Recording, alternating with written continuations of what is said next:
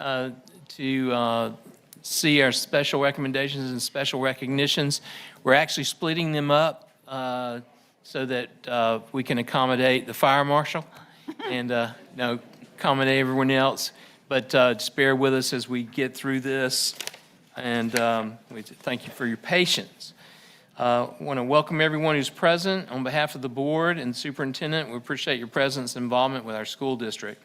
The second board meeting of each month is dedicated to a work session where we, members of the board, the superintendent, and members of his cabinet discuss important topics regarding student achievement, operations of the school district, management, etc. To ensure that our work session goes smoothly, professionally, and efficiently, we ask everyone to maintain an appropriate level of decorum at all times. Please abstain from any conduct that would be disruptive or disrespectful. We ask our students, families, and those who've joined us this evening for special recommendations and special recognitions to remain until all acknowledgments and board comments have been made. After that, we'll take a short break and dismiss those participating from the meeting. At this time, if you would please silence your cell phones or any other communication devices. Again, thank you for attending. This evening, our invocation, I'd like to call upon Historical Tabernacle Baptist Church Executive Minister of Operations, Reverend Michael Woods, if he'll come up to our podium.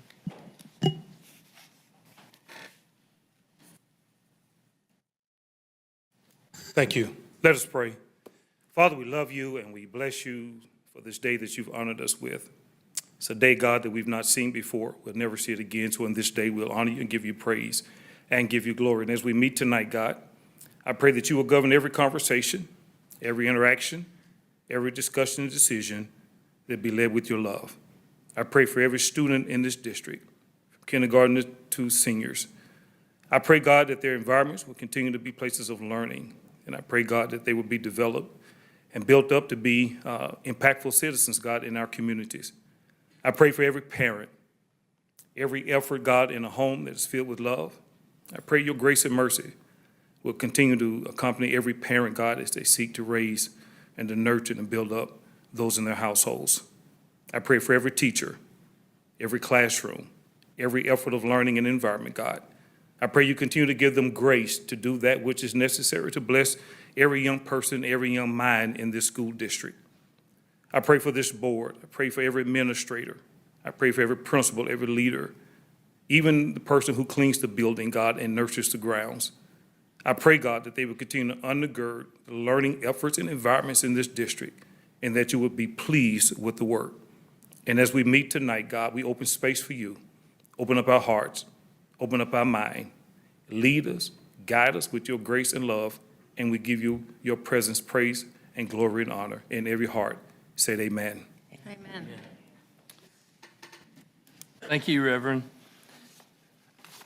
Next, we are honored to have the 4-H presidents from North Harlem Elementary School present with us this evening to lead us in the Pledge of Allegiance. At this time, I would like to call them to the front so that I can introduce them.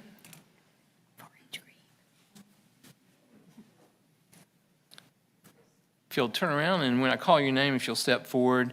If you have any family members here, if they would stand so we could recognize them. Grace Bladlow, Taylor Tutt, Scarlett Radford, Sophia Lamborn, and Natalie Regal. I'll give these folks.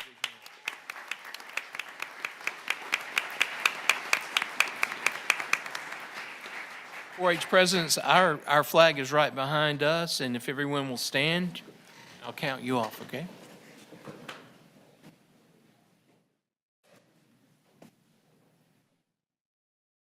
Pledge allegiance to the flag of the United States of America and to the republic for which it stands, one nation, under God, indivisible, with liberty and justice for all. Thank you, presidents.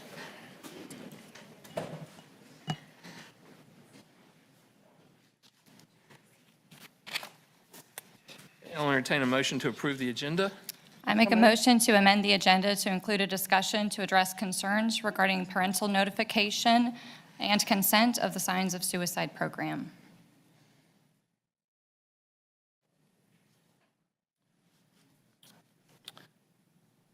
there a second? Seeing no second for the motion, the motion fails. I'll entertain a motion to approve the agenda as presented by the superintendent. So moved. Second. All in favor, raise your right hand. All opposed? All right, agenda is approved on a 4-1 vote. Next, I will turn it over to our superintendent for special recommendations. Thank you, Mr. Chairman. Good evening, board members, and good evening to all of our guests. We are so excited to see you here tonight, and we're honored that you're here. We're honored to be able to celebrate with you, and we have a whole lot to celebrate tonight. I'm sorry it's a little bit crowded in here, but it's just going to make it even that much better when we have the applause and get to celebrate not only what all of our students have done, but also our staff and the community as well. Parents, thank you for all you do to support this school district. I'm going to start out tonight with special recommendations. This is a time where we recommend leadership positions, such as principals, to the Board of Education for approval. This night, we have two very special presentations and recommendations. To start with, I'm going to start with the candidate for Stevens Creek Elementary School principal, Ms. Kelly Robertson. If you could come forward, please. Congratulations.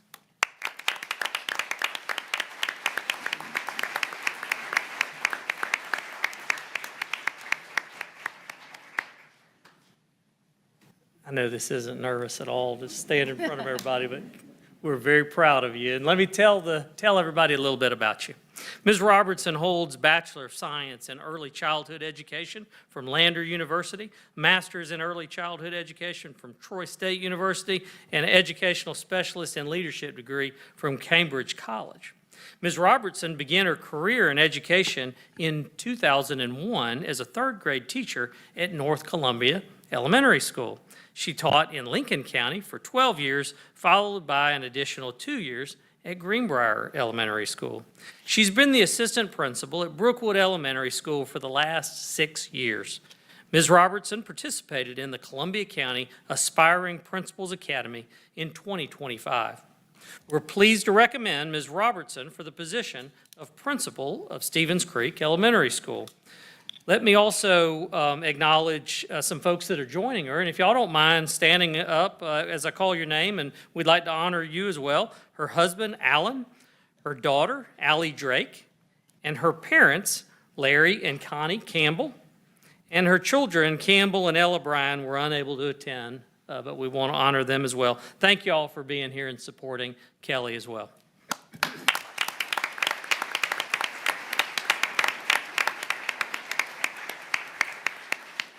Board members, I present to you our candidate for Stevens Creek Elementary School principal position, Ms. Kelly Robertson. Wonderful. Ms. Robertson, welcome. In the past, many years ago, we used to grill potential principals, so we had a list of questions. But we're going to waive that because, as my old friend, Mr. David Aliloff, always said, we've checked the skeletons, and they're in your closet, and they're all fully clothed. Not what he said. So, That is not what he said, but that's good. No, he doesn't say that. But I would like to make the motion to approve this recommendation. Second. All in favor, raise your right hand. It's unanimous. Welcome to the team. We look forward to having you at Stevens Creek Elementary. Congratulations. Congratulations.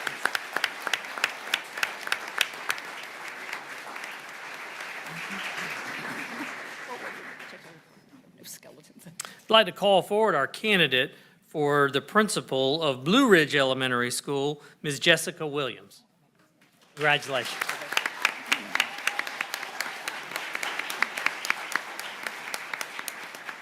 Let me tell you a little bit about Ms. Williams.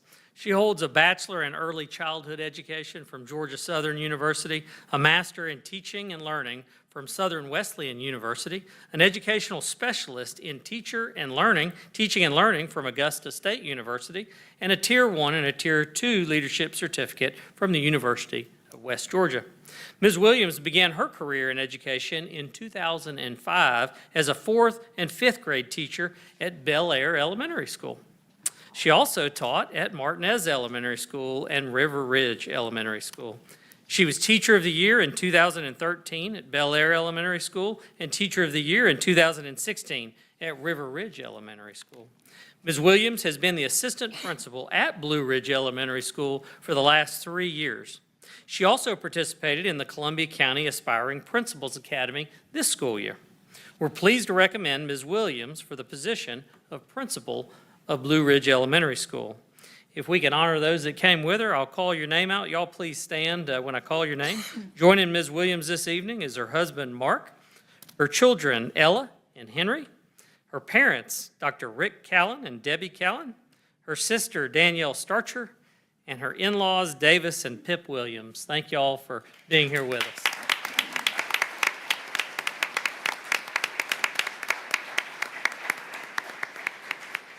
Board members, I present to you our candidate for the principal of Blue Ridge Elementary School, Ms. Jessica Williams. Mr. Chairman, it would be my honor to recommend the superintendent's nomination of Ms. Jessica Williams. Second. All right, we have a motion and a second. All in favor, raise your right hand. Unanimous. Welcome to the team. Congratulations.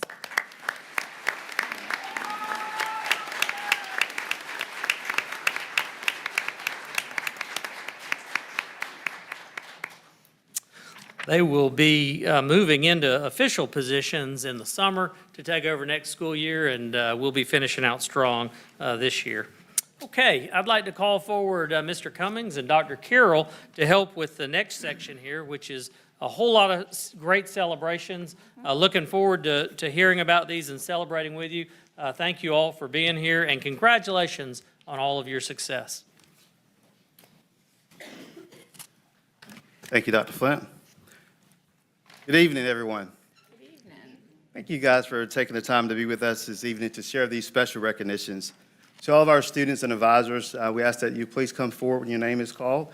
And for our family members in the audience, we ask that you either stand or raise your hand to be recognized when your student is called as well. We're going to begin this evening with our Cyber Patriots competition winners. The Cyber Patriot competition, part of the Air and Space Forces Association National Youth Cyber Defense Program, challenges students to secure virtual networks and solve real-world cybersecurity problems. The program's mission is to build strong STEM skills, teamwork, and critical thinking. This year, 16 teams from across Georgia advanced to the semifinal level of the competition. Representing the Columbia County School District, the Evans Middle School team excelled throughout every round, earning an impressive third place in the state, which is an outstanding achievement for a middle school team competing in such a rigorous field. We're proud to recognize Evans Middle School team for their exceptional accomplishment and for representing the district with excellence. At this time, we're going to call our team members forward. We're going to start with Tinsley Myers.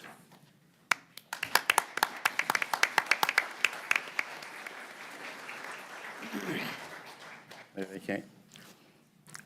Dean Rudy.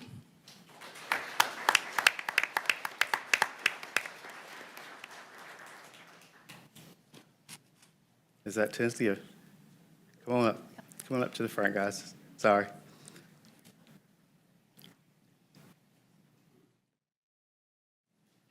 And Caleb Tanksley. I'd also like to call their instructor, Ms. Elizabeth Camella, and Principal Dr. Michael Caraway.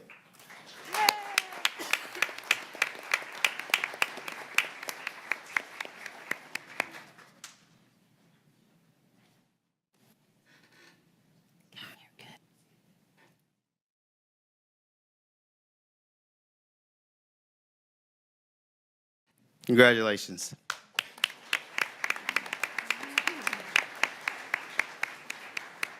Next, we are proud to recognize the Greenbrier High Cyber Patriots team, who competed in the first Greenbrier High School All-Service and Open Division team to win the U.S. Cyber Patriots State Championship, and they bested both Alliance and Innovation STEM Academies of the Greater Atlanta area for the 25-26 season. State Championship team members. For the All-Service Division team, we're going to start with Chloe Bell.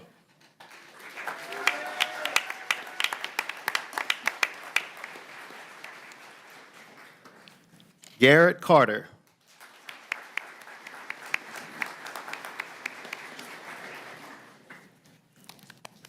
Daniel Keys.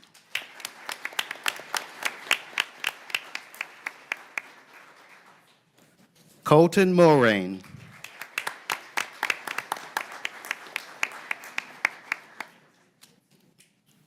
And Yamil Soto.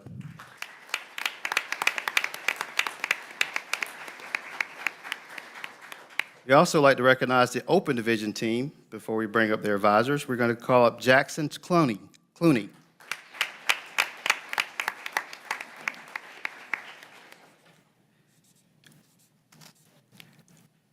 Kean Fleming.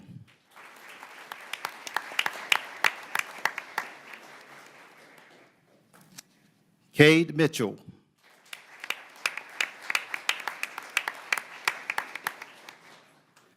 Alexander Miko.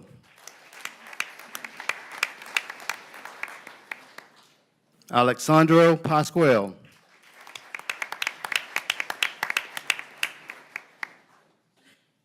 And Kaden Wamsley.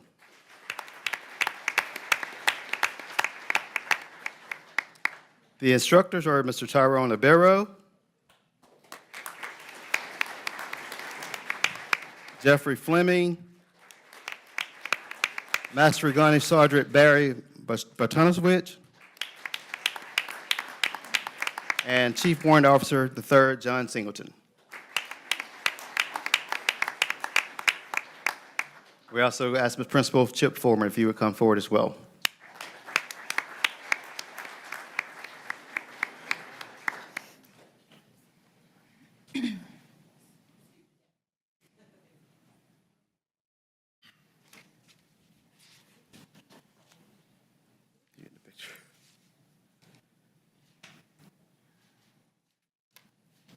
Congratulations to our Cyber Patriots team.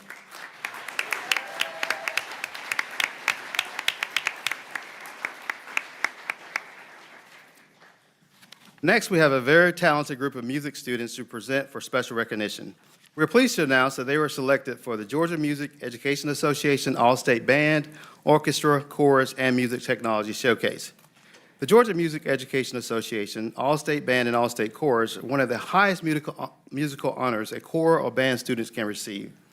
To qualify, students must successfully compete in a multi-stage process.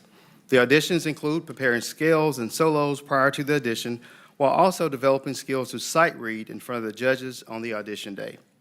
The All-State Full Orchestra is made up of all-state string players and the top scoring band instruments that are needed to perform the songs that their conductor chooses to play.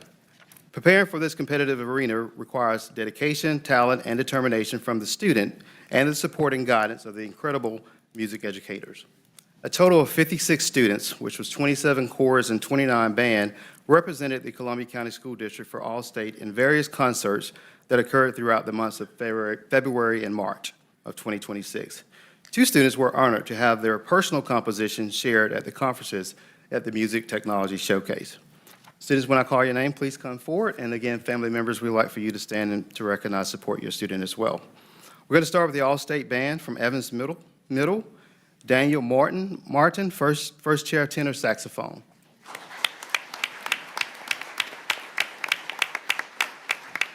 Actually, there's a performance tonight at the Augusta University Wind Symphony concert, and Daniel was actually performing in that, as well as several of our students today. So we're going to ask this band director, Mr. David Milford, if he would come forward as well, and Principal Dr. Michael Caraway, just to accept on his behalf.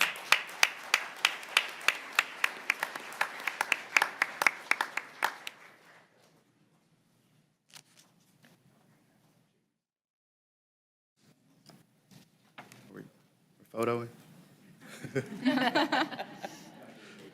All right, represent for him. Photoshop. All right, from Greenbrier Middle Band, Eric Hilliard, trombone, band director, Mr. Ryan Bratton, and Principal Tony Clyde. If you guys would come forward as well.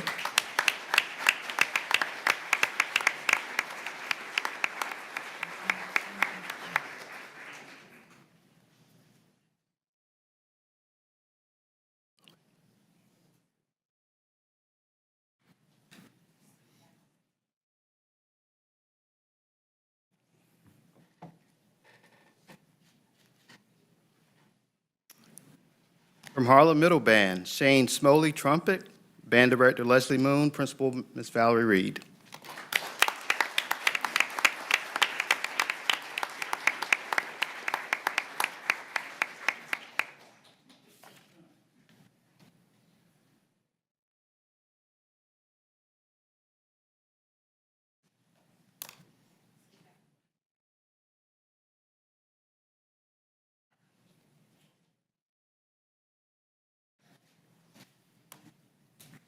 Congratulations.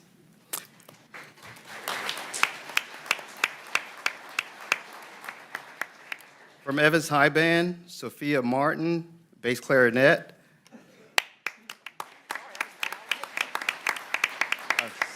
Sophia's actually at the concert as well, at the AU concert. Also Riley McDaniel, tenor saxophone.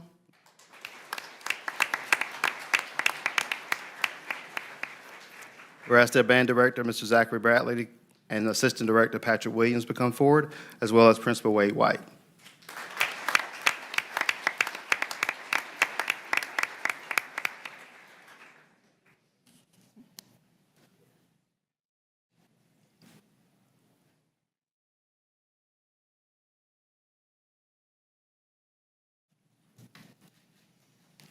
Congratulations.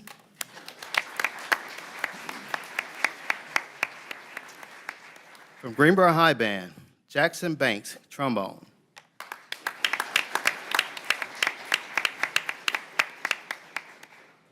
Kevin Berry, principal first chair trombone, All-State Orchestra, and Kevin was also the highest-rated trombone player in the state. Wow. That's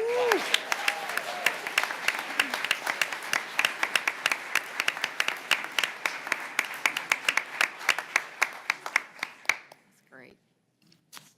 Jackson Hutchinson, trumpet.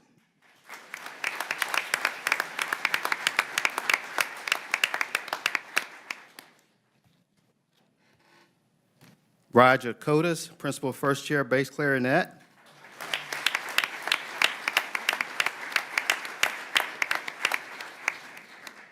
Eli Lai, principal first chair, tenor saxophone.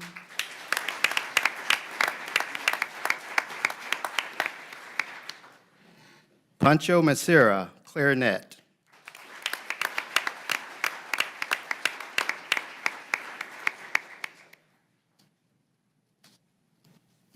Bria Peak, clarinet.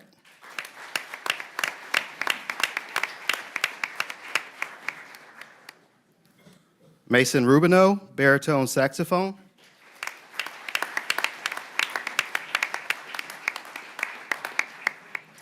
And Noah Torby, horn in F.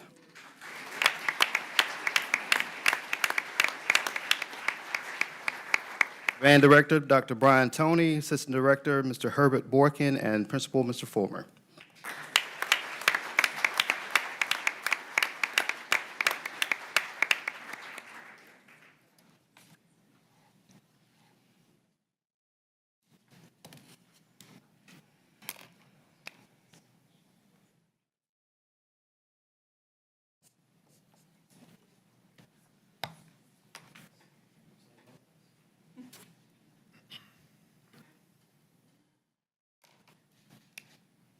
Congratulations.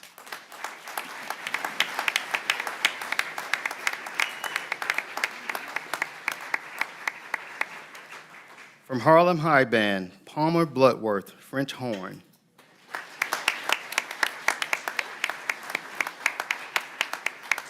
think Palmer is also actually performing at the Wind Symphony concert, along with his band director, Mr. Curvis Carver. So we're going to ask Mr. Casey Dees if you would come and accept on their behalf.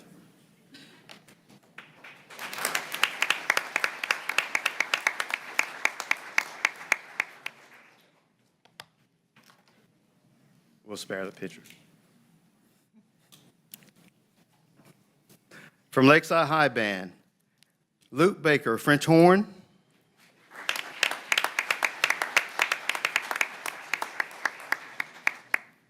Cole Eichenbergers, cello, all-state chorus.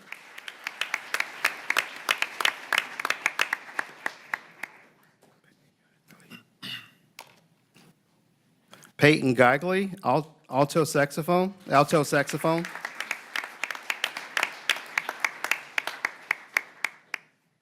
Rowan Griffin, percussion.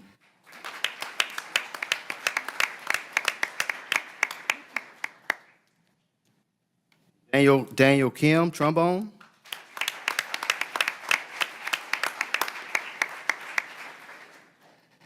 Vanna Mendengal, tenor saxophone.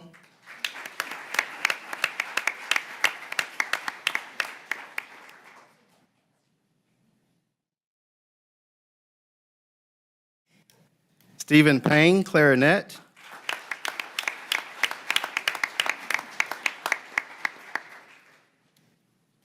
Avery Park, oboe.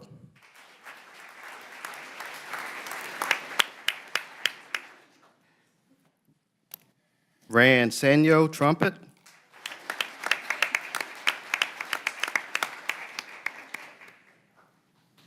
Han-Yu Su, alto saxophone.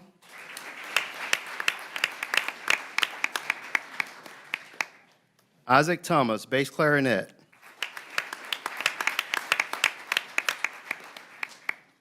And Harry Zhao, percussion. We'd also like to recognize their band director, Mr. Jarrett Best, and assistant director, Jonathan Whitmer, and principal, Juliet King.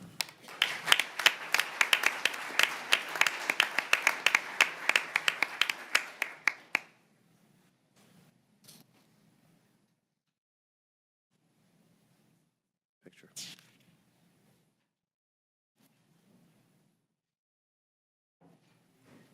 Congratulations.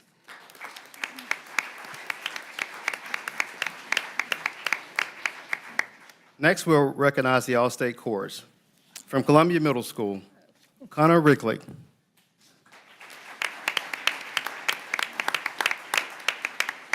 Corps Director Sarah Mallard and Assistant Principal Mrs. Smith will be recognized as well.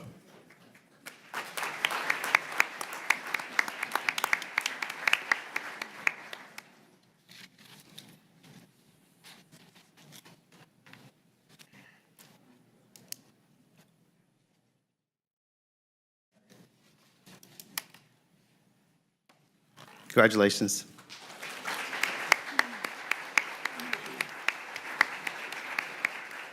From Evans Middle Chorus, Gabby Clausen, Chorus Director Ms. Wendy Baggett, and Principal Dr. Caraway.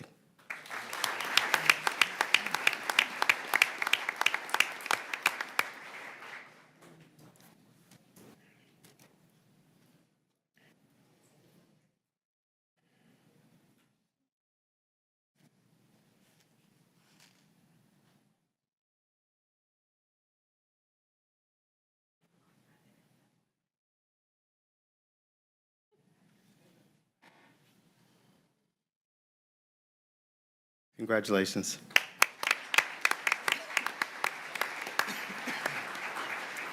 From Greenbrier Middle Chorus, Jacqueline Bailey.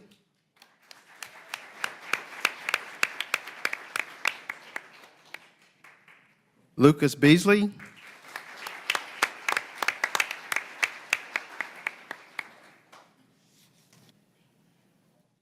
Ace Punkabent.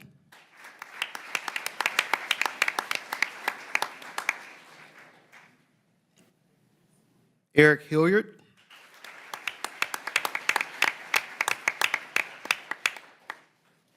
Caroline Jamieson. Riley Lane. Amelia Russell. And Jonathan Tran. Chorus Director Jason Bailey and Principal Clyde, if you come forward as well.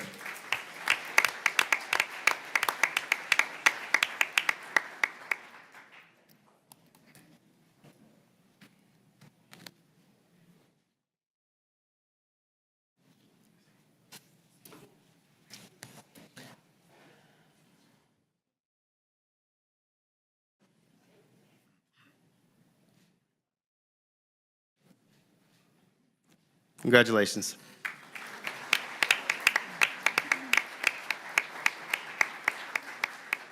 From Grovetown Middle, Caleb Alisea.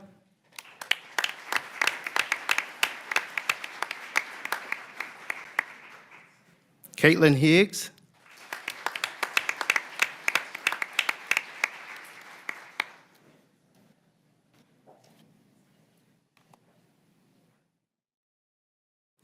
Sophia Lepam.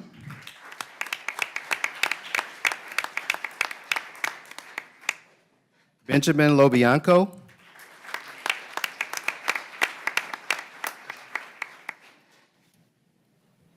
Josh Slaughter,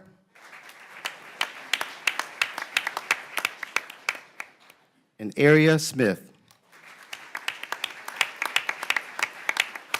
We ask Core Director Ms. Victoria Alvarez and Principal Stitcher if you would come forward as well.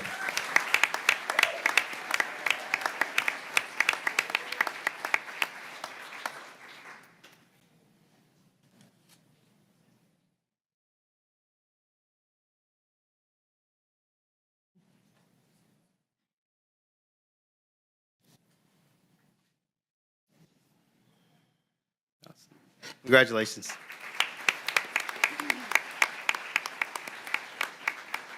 From Harlem Middle, Braylon Benfield, mixed chorus.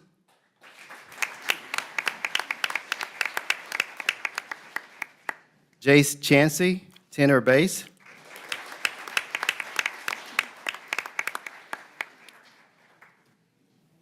Allie Green, mixed chorus.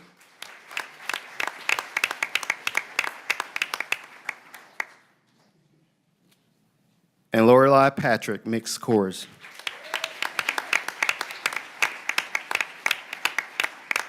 Chorus director is Ms. Barbara Yancey, and Principal Ms. Reed, if you would come forward as well.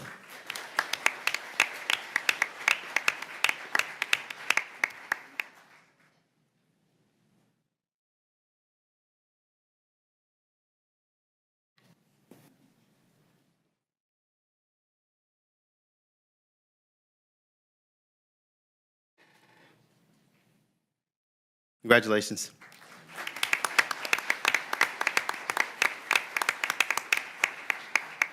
From Stallings Island Chorus, Elijah Campbell.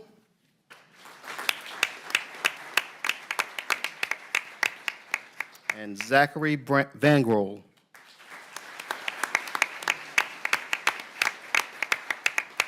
We ask the Core Director, Ms. Molly First, and Principal Ms. Tarleton, if you would come forward as well.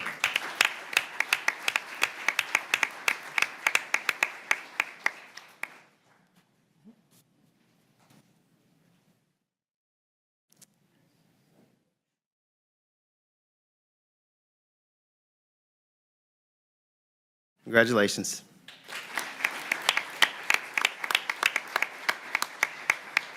From Evans High Chorus, Addison Colson, treble choir.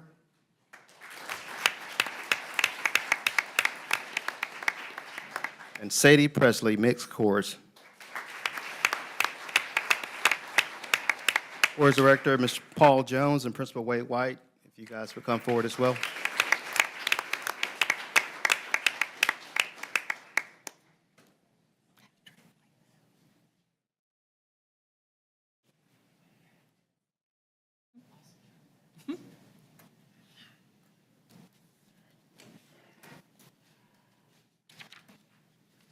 Congratulations.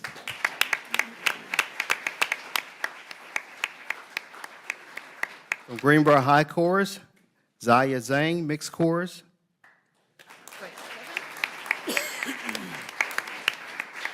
And Director, Ms. Elizabeth Haas, and Principal Former would come forward as well.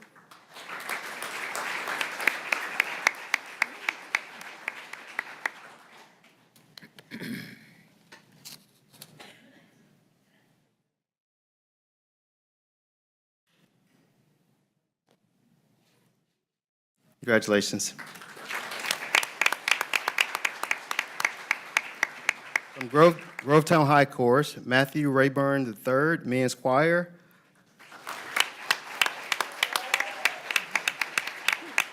We ask the chorus director, Brandon Ball, and assistant principal, Mr. Rodriguez, if you would come forward as well.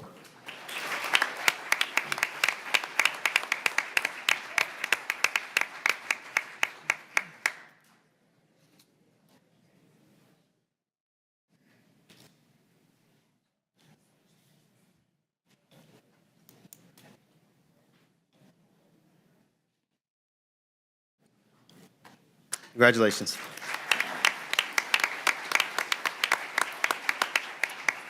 And the last of our core students, we're going to have Kashvi from Lakeside High School, Kashvi Boga.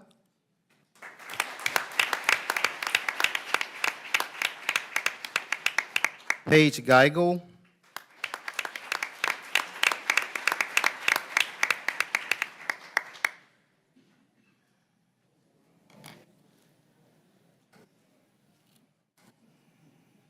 and Jackie Sunny Ho.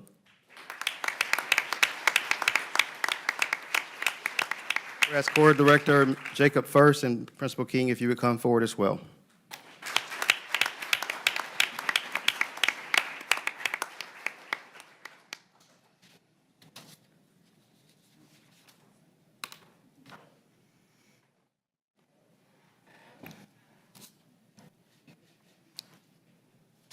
Congratulations.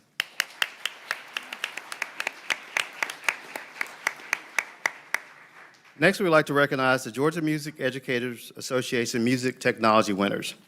The GMEA Music Technology Annual Showcase is the only state-level honor a music technology student can receive in Georgia. To qualify, students must create and submit a musical or multimedia work to be evaluated and ranked by a panel of current industry professionals and collegiate educators, including Grammy-nominated producers and studio engineers currently working in the industry. Songs are ranked in both musicality and the use of recording and editing technology. In other words, submissions must demonstrate high levels of technical editing mastery, but also musical creativity, complexity, and depth. Only 15 selectees from schools all across the state of Georgia were featured in the 2026 showcase, where student works were presented at a performance at the GMEA In-Service Conference in Athens. This performance is on par with the musical standards of other live GMEA groups performance selected, and a high honor to be chosen for the panel. Only 2 students represented Columbia County this year, both full-time Columbia Virtual Academy students. So we ask our first student to come forward, Colton Chafin.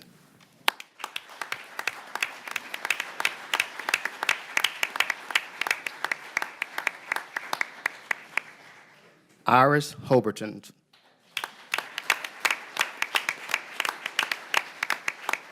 We're going to ask their advisor, Ms. Tiffany Wesser, and music director Angel Cleary to come forward, as well as Principal Brian Killips.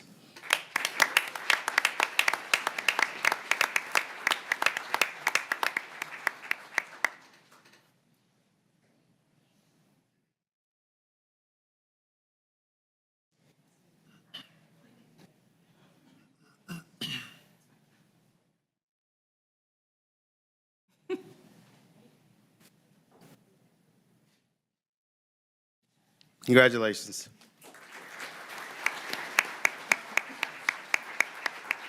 At this time, we'll take a short break for board comments. Yeah, just one, this is the first half of our recognitions tonight, and it's very exciting, and I want to congratulate everyone.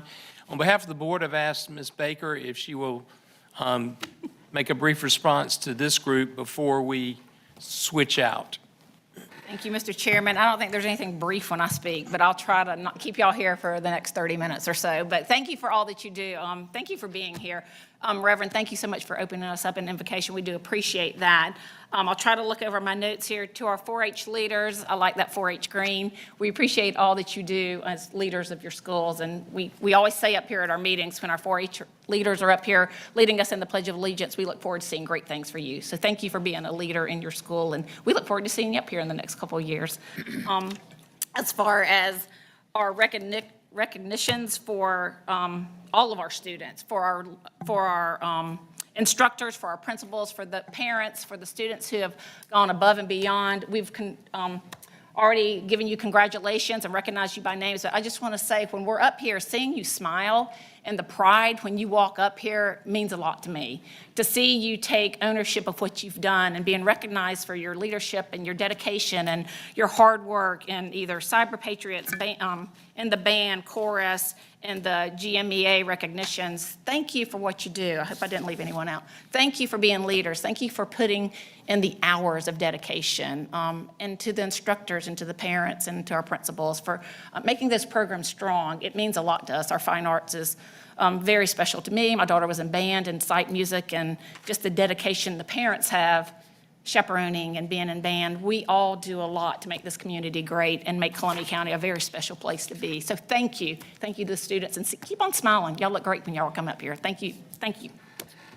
The Board of Education, we're inspired when we are able to see our outstanding students and recognize their accomplishments. So congratulations, and thank you for making the effort to be here tonight and giving us some inspiration. At this time, if unless you're going to be recognized in the second portion of our recognitions, you are welcome to leave to the left, and I would ask you to do that quietly and quickly, and we'll bring in another group. Thank you so much. I want to thank our second group of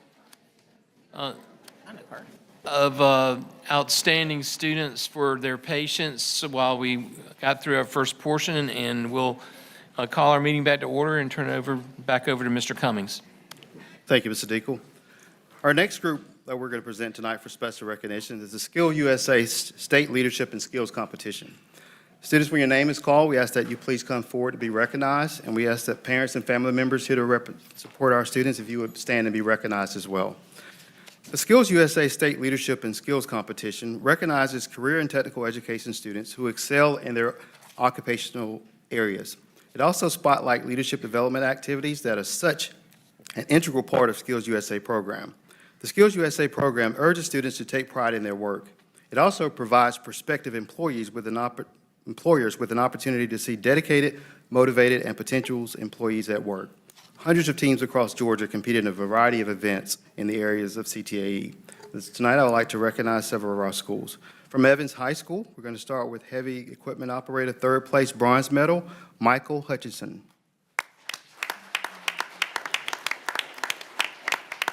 We ask his advisor, Mr. Robert McCullough, and Principal Wade White, if you would come forward as well.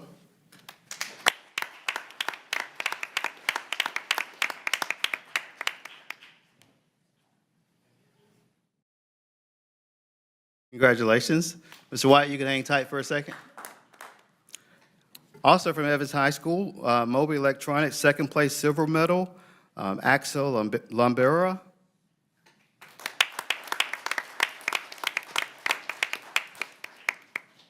Also, we're going to ask Supervisor Mr. Weathers, Travis Weathers, to come forward.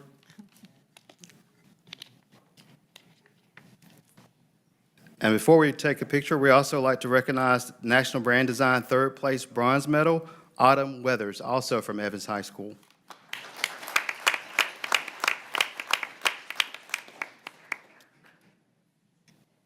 Autumn, if you come forward. And her advisor is also Mr. Travis Weathers. Congratulations. From Grovetown High School, automotive brakes, second place silver medal. That was received by Colin Davis, advisor Christopher Norris, and assistant principal Mr. Rodriguez, if you guys would come forward as well.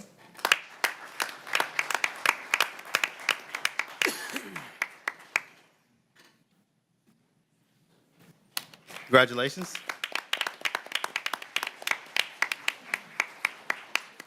So we have several students from Harlem High School, so we're going to ask you guys all to stay up here, and we'll take one picture together. For crime scene investigation, second place silver medal went to Maddie Pollard.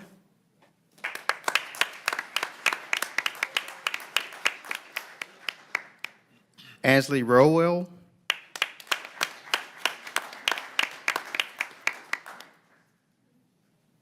And Christina Van Voorhees. We also, from Harlem High School, legal service test, second place, received a silver medal, Olivia Thacker.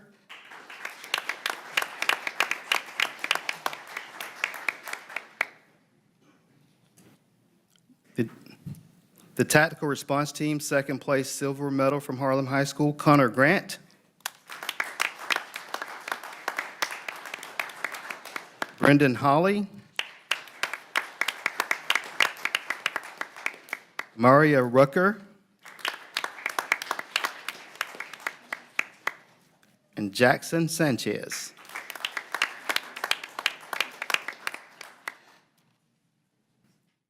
Criminal Justice, third place, for bronze medal from Harlem High School, Giselle Hernandez.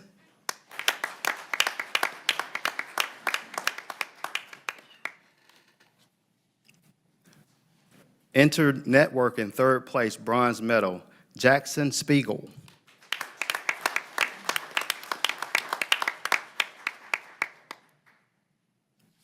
Also from Harlem High School, job demonstration, received third place bronze medal, Annabelle Summers. And lastly, we would like to ask their advisor, Mr. Matthew Morrell, and Principal Dees, if you guys would come forward as well.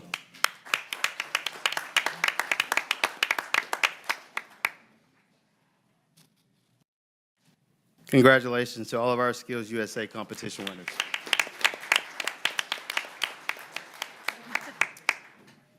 The final special recognition for this evening is Savannah College of Arts and Design Scholastic Art and Writing Awards.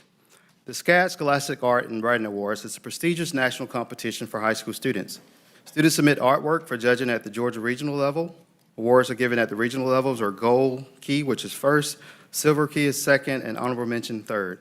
We have 2 students who represented Columbia County, both full-time students at Columbia Virtual Academy. First award goes to Iris Hoperton. Honorable mention, third place for her photography, A Walk Through Nature.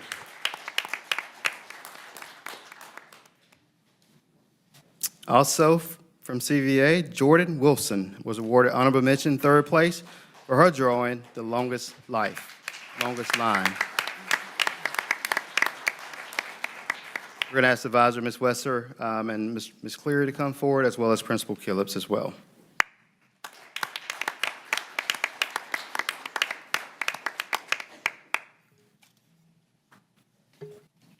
Congratulations, Iris and Jordan.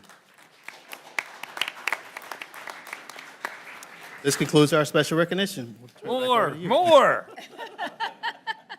That's Oh, wait exciting. till next month. We'll have more. So exciting. We're really, it's great to celebrate y'all and your accomplishments. And I'd like to call on Board Member Ms. Judy Teasley to respond to these on behalf of the board. Well, it is indeed an honor, and if anybody was even remotely worried about the future of Columbia County, this group of students assembled here tonight should put those fears at rest. If you look at the variety of skills assembled, it's quite impressive. So you can not only operate whatever needs to be done, whether it's heavy equipment or electronics, but you can have a national branding of it and get it marketed and sold. We can investigate crime. I mean, with this group out here, there should be very little crime, I'm thinking. We're just in great shape, y'all. We've got the art to go with it. We pretty well have it covered. The first group took care of the music.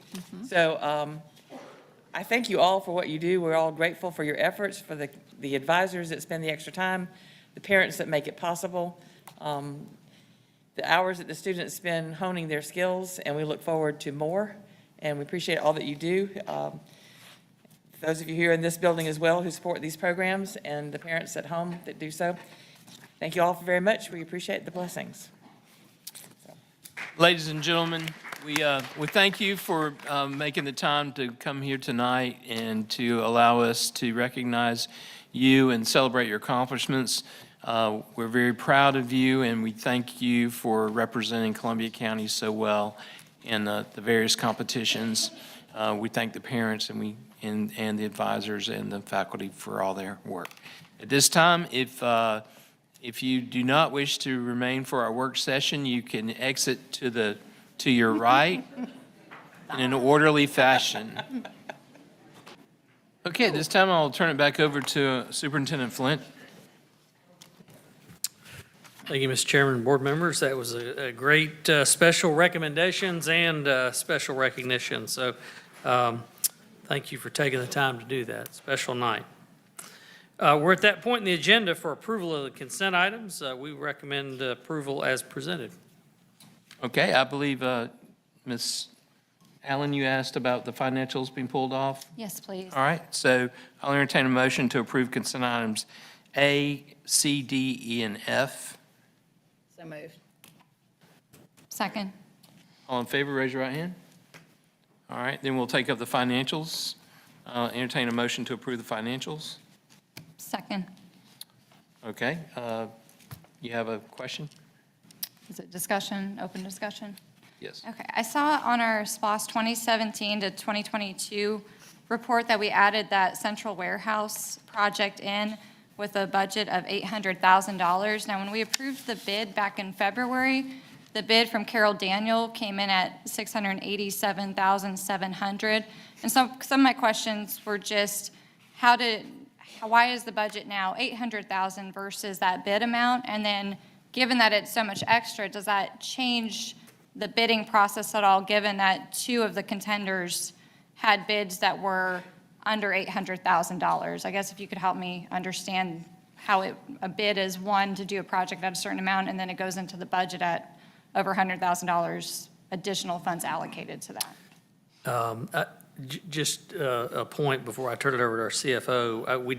I did talk about the increase in cost in some areas when we presented that, but for the specifics, let me ask Mr. Casado to talk about that as well. So anytime you approve a general contractor bid, or I'll say most of the time, you're also going to have, on top of that, architect fees, engineering fees that are separate and outside of the general contractor bid that these companies put in. So it did not change the result of the bid, but your budget is typically going to be more than just what the general contractor bid for a project because of the other fees associated with designing and testing and things like that.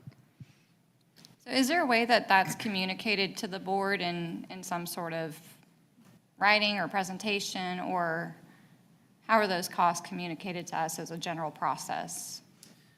Just on the architectural one, as the entire list of architects were approved, they were approved at a 6% rate, and so that would be that portion of it. Now, obviously, there's some other little pieces on there that you can address, but that would have been approved. Now, just as a note, on some of the recent approvals that we had, we actually had them down less than 6%. The last one was actually 5.25. So we've actually been doing a good bit better than projected. But Alex, you want to say anything else, or was that's? And I guess last question, which architect are we using for this? It's a company called ASIS Environmental Services, I think, and they were on that approved architects list. Okay, thank you for the background. You're welcome. Any other questions on the financials? Seeing none, all in favor of approval of the financials, please raise your right hand. All right, that's approved. Dr. Flynn, I'll turn it back over to you. Okay, I'll just take a minute to introduce a couple of topics. We're here tonight. Obviously, it's a work session. We enjoy coming together with the board to not only present some items, but also have a discussion with the board on some really good things that are happening, but new things that are happening. And we'll start out with the discussion topics and presentations with this something new this year. Y'all know well, it's our Inspire School Spotlight. We're highlighting schools that have really seen some dramatic increases in student achievement and a number of other areas. And I'm going to have Mr. Cummings begin to present that for North Columbia, and then we'll hear from some folks from North Columbia Elementary. Then we'll move on to NexGen Cyber, robotics and artificial intelligence update. We'll start with Ms. Gregg, our Chief Academic Officer on this. She's going to talk about some of our partners on this, but I'll just highlight and remind you where this started. We, a number of years ago, when the commanding general from Fort Gordon was speaking to the chamber, I had the opportunity to talk to him after that. He was actually speaking on student readiness at the end of high school, and he highlighted the need to start at kindergarten. And as y'all remember, it really fit in with some of the work that we were doing. And so I was able to ask him to a meeting, and he agreed, which I was very excited about. And from that came the genesis for NexGen Cyber. And as you'll remember, I think it was a year and a half ago or so, at that time, Major General Stanton came to our board meeting and was able to do a little bit of a presentation, which we were very honored. We don't want to do that every year, but we did want to provide you an update because a lot of work's happened in that area, and we're very proud of the work that's happening in our schools. And so Ms. Gregg and others will share that with you. We also have a staff report tonight around human resources. Obviously, this is an important time for our staffing for next school year. We just appointed 2 principals for next school year. We're in the middle of recontracting folks. But in addition to that, As you know, we've talked to you a number of times about increased cost for healthcare and other areas for employees. So Mr. Wright's going to bring you a proposal to have a discussion as we move forward, trying to look for what we can do in the future to maximize staffing and reduce cost without reducing the quality of folks that we have in our district. So thank you all for your presentations. I know it took a lot of work. I'm going to turn it over to Mr. Cummings. Look forward to hearing from our Inspire School Spotlight for tonight. Thank you all.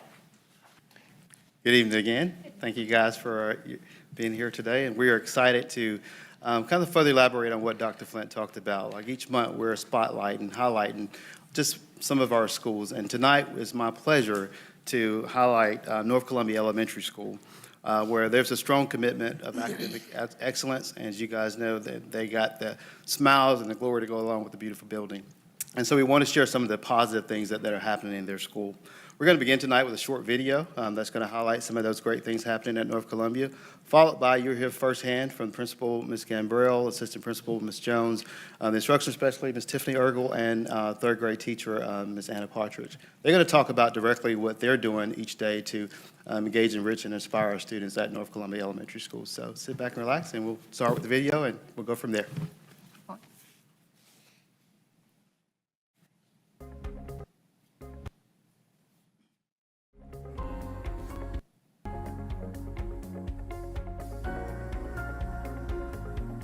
What inspires us at North Columbia Elementary is just creating an atmosphere where everybody in the building can thrive. Our non-negotiables come together to form the Dragon Way, and so we hold each other accountable and make sure that we each follow the Dragon Way each and every day. Part of that is following the ACE. We use that as our guide in everything that we do. It is such a powerful tool that helps teachers come together, collaborate with one another, and then plan future lessons. There's no more guessing about what a standard means because the ACE spells it out really well. One of the things that makes us special at North Columbia is the way that our media specialist, Ms. Presley, transforms her area into different settings where the children can learn. Teachers can sign up to take their students into the Learning Commons, and they get to visit the Starbucks Cafe or a circus or a glow room. And the teachers are so excited that they get to be creative in the way that they teach. It may be nothing more than doing their regular ELA lesson or a writing activity, but just taking the kids into a different location, a different setting that is engaging really makes the children inspired and want to be more. We saw a significant gain in our upper grades in mathematics, and we want to take some of those same practices that we put in place last year and go ahead and start those things in K1 and 2. We know that our students are strong and we have high expectations for them in learning. Last year, our 5th grade team won one of the math leaders in the state awards from Godot, and we happily accepted that award. And our teachers all celebrated because we know that the growth in 5th grade is not just because of the 5th grade year. It's a strong foundation that we work to build from kindergarten through 5th grade. Goal setting is definitely a big factor here.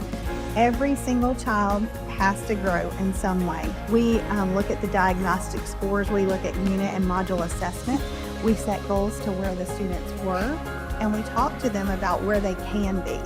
So watching that growth in children and listening to them communicate and being able to say what their goals are and how they want to improve is really important to us. We feel like we are building not only great students now, but also citizens for the future. Because if you can set a goal and you work to achieve it, that's what really matters. Good job.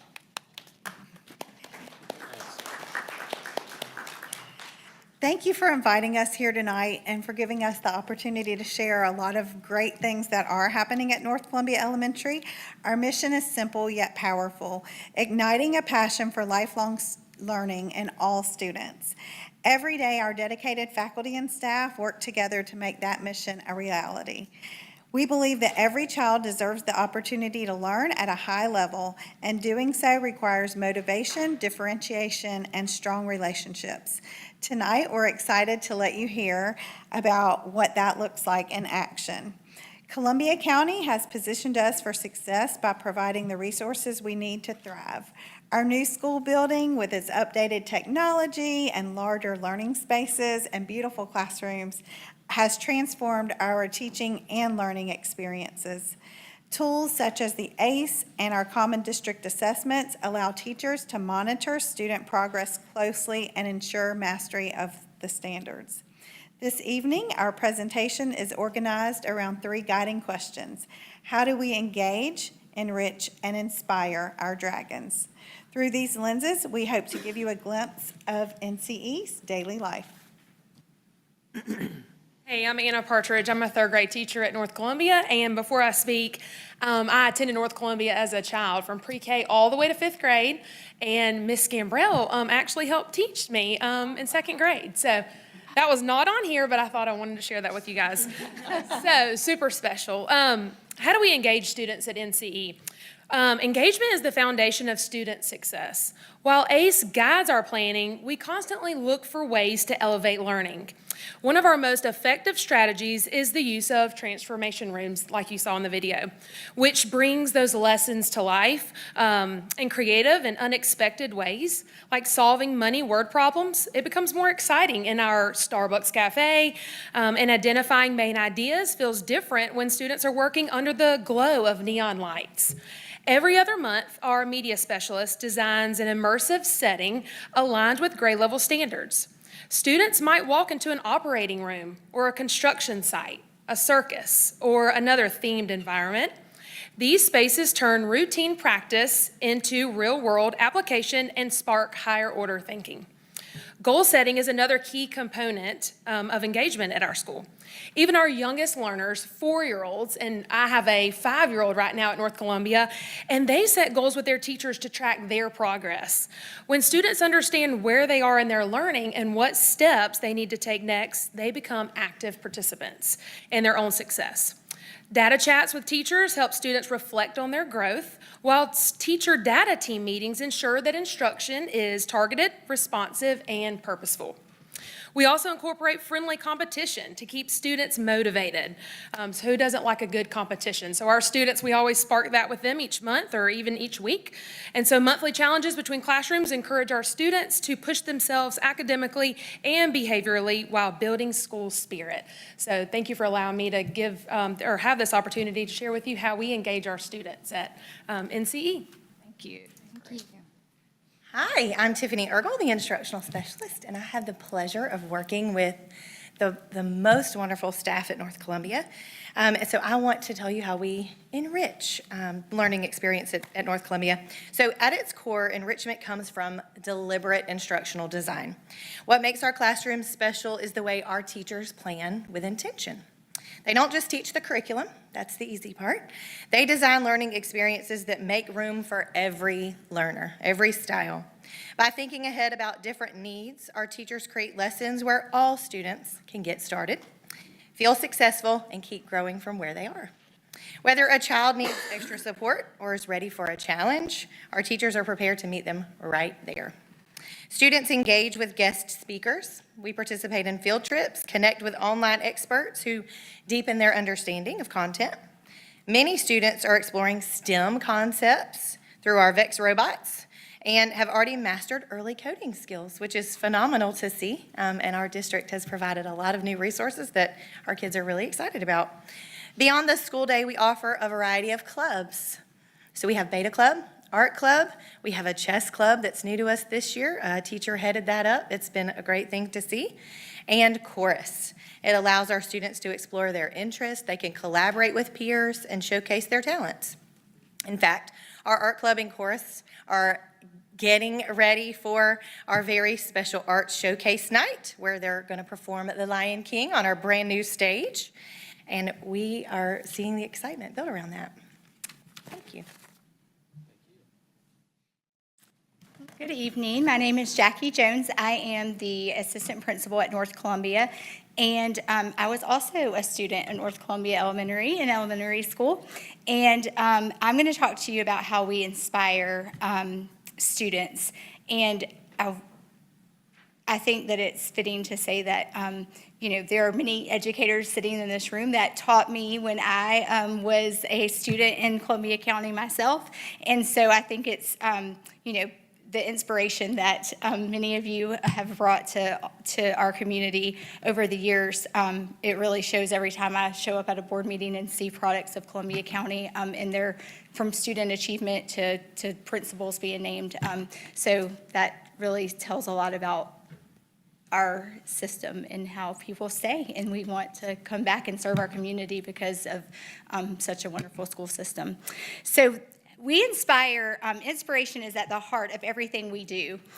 Every adult in our building, from nutrition workers who greet our students by name, to our front office staff who warmly welcome families, to teachers who show each child they are valued, plays a role in inspiring confidence and belonging. Our teachers meet students where they are and celebrate every milestone, no matter the obstacles. Year after year, one of our highest rated areas on our student engagement survey is the belief that students feel someone at school truly believes in them. That is our goal for every child, to know they have an advocate. We also take pride in our strong PBIS program. Each morning, our students recite our school-wide expectations, being respectful, responsible, and ready to learn. On our live morning show, these expectations guide behavior and help create a positive, supportive school culture. These practices have contributed to numerous recognitions, including awards for future problem solvers, literacy leaders, math leaders, and even the honor of being named a National Blue Ribbon School. While we are proud of these achievements, what matters most is being a bright light in our community, a place where parents feel confident sending their children and where every student receives the best education possible. In closing, we are incredibly proud of what's happening at North Columbia Elementary. The engagement you've heard about, the enrichment our students experience, and the inspiration they feel day in and day out are all a result of intentional planning, strong relationships, and a shared belief that every child can succeed. None of this would be possible without the support of our district and our board. We are truly grateful for the resources, the trust you've placed in us. Thank you for allowing us to share our story tonight. We are honored to serve our students, our families, and our community. We look forward to the work we will continue to do to ignite the passion of lifelong learners in our students. Thank you. Great job. You guys can see we're very proud of the leadership we have at North Columbia Elementary School, and we're excited for the great things in store for them in the future. So thank you guys for coming up here today, and Thank you. thank you for listening. Good job.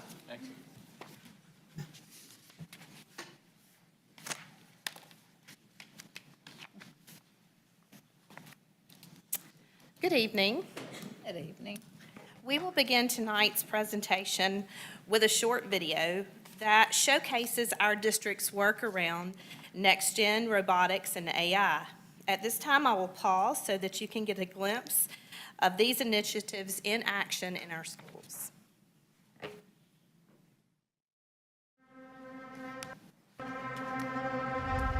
Technology.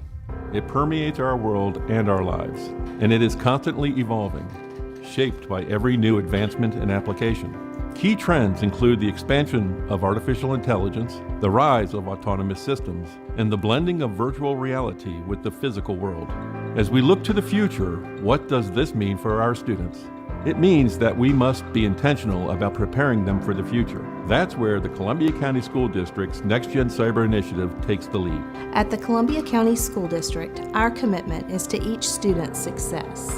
We provide an enhanced, robust curriculum designed to engage learners through meaningful opportunities in a state-of-the-art digital environment. While technology enriches the classroom experience and prepares students for the world they live in today, it never replaces the irreplaceable face-to-face instruction delivered by our highly qualified teachers. Preparing students to stand out at the highest level is our responsibility, and together we are shaping learners who will not only succeed, but lead in the future. The school district has partnered with leaders in the cyber field.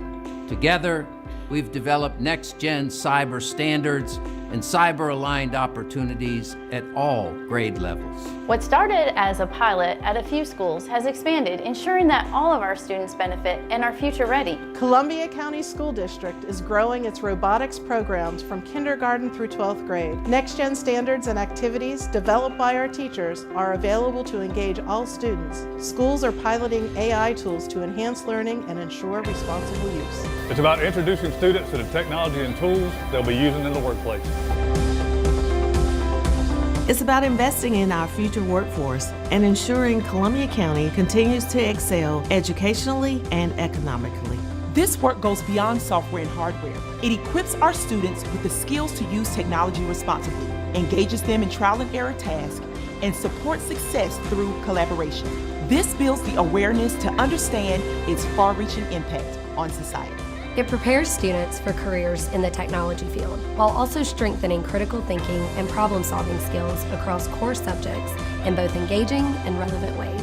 Our school district's commitment to students and the NexGen Cyber initiative not only prepares me for the future, but it also inspires each of us. Our educators remain the cornerstone of learning, and digital tools serve to elevate that experience, equipping our students with the skills to thrive in the cyber ecosystem of tomorrow.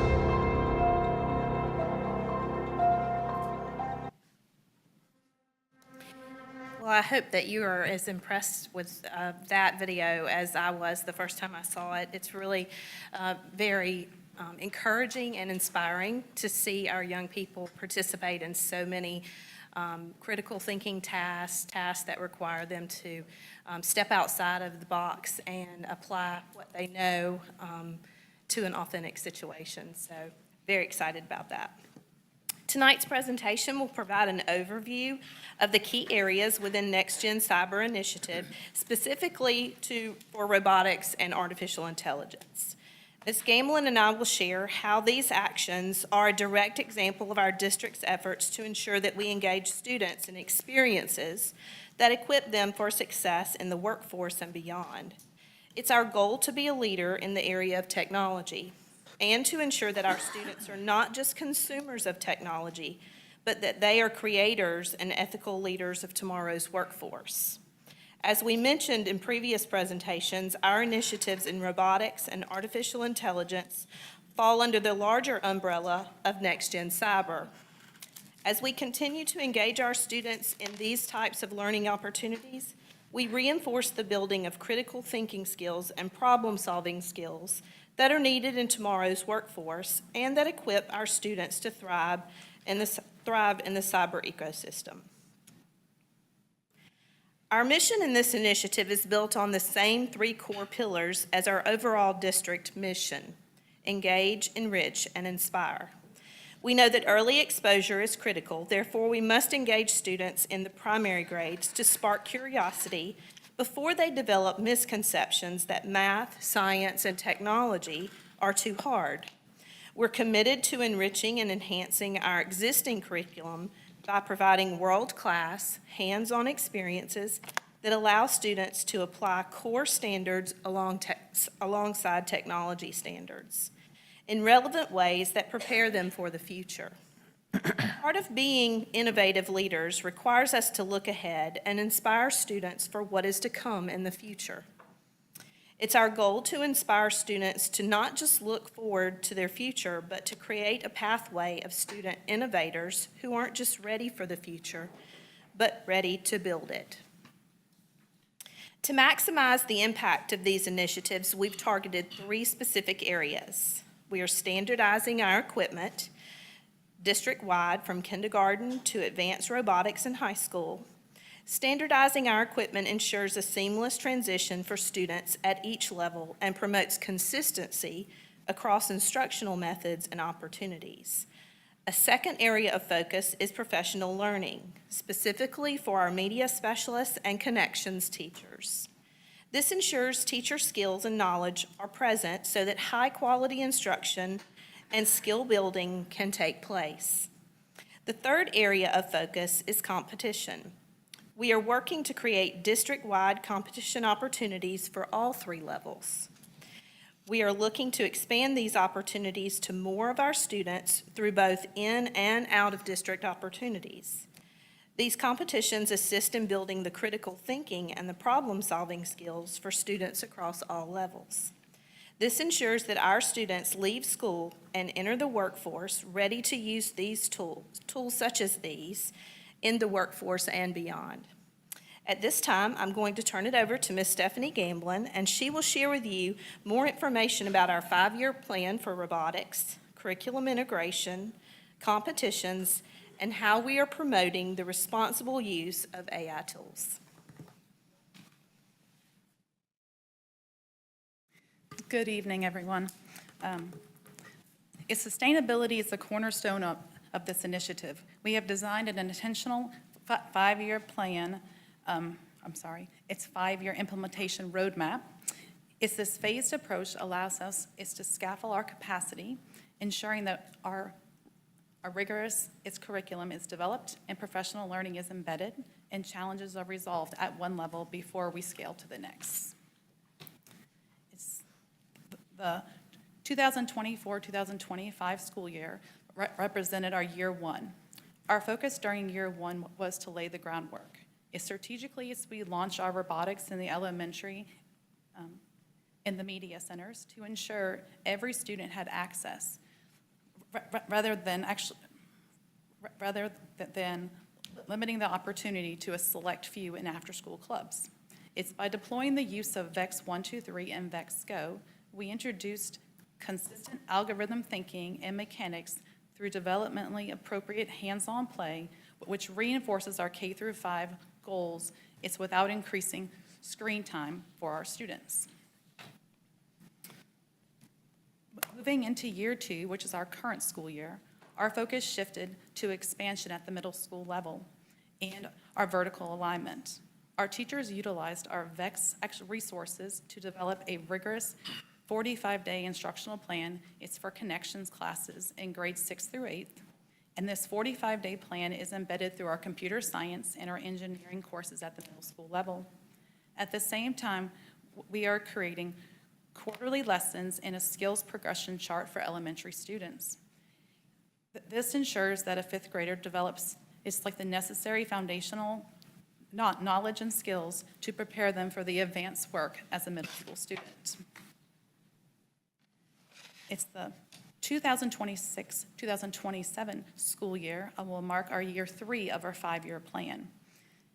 We will transition from centralized media center access in elementary to include our classroom and club integration.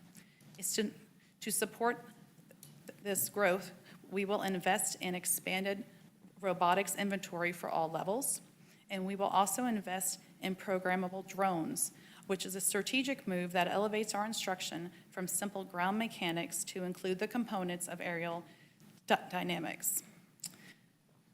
Classroom integration will occur with the implementation of the NexGen standards. It's within the ACE instructional guides across K through 12 and content areas. It's like the formation of a district committee. It's for competitions. We'll develop, inform, and set expectations for our first in-district showcase and competition. It's in year 4, we will transition from simple participation and move towards building a culture of competitive excellence. In order to build a self-sustaining ecosystem, we will establish internal district tournaments to provide crucial home field practice. At the same time, we will launch a coaches network to foster collaboration among our staff. And then finally, we will secure funding to support our teams who qualify for the national stage. It's by year 5, our program will reach its maturity as elementary teams will compete and our middle schools will host qualifiers. It's logistical, its complexities will increase significantly. It's this level of excellence will most likely require a dedicated support staff who will provide critical district-level support to our teachers and our students, bridging the gap between our campuses and promoting teacher collaboration. It will be key to maintaining a rigorous and centrally managed and vertically aligned K through 12 pipeline that operates within ACE. This plan ensures that we move beyond simple exposure to genuine mastery. Our instructional design evolves with the student. It begins in K through 2, where we teach computational thinking through screen-free tactile learning. It's with VEX 1, 2, 3. In grades 3 through 5, it's like the rigor intensifies and students advance. It's to VEX Go. It's to master complex mechanisms and autonomous coding. By supplementing this with the advanced robotics clubs, we ensure our students transition to middle school, not just as builders, but as strategists ready for competitive success. As mentioned earlier, we have developed and implemented a universal 45-day instructional plan that immerses students in the engineering design process. This is not merely an exploratory elective, it is a foundational prerequisite. It's by standardizing this experience, we ensure that every student is academically aligned and prepared for the intense rigor of our high school engineering pathways.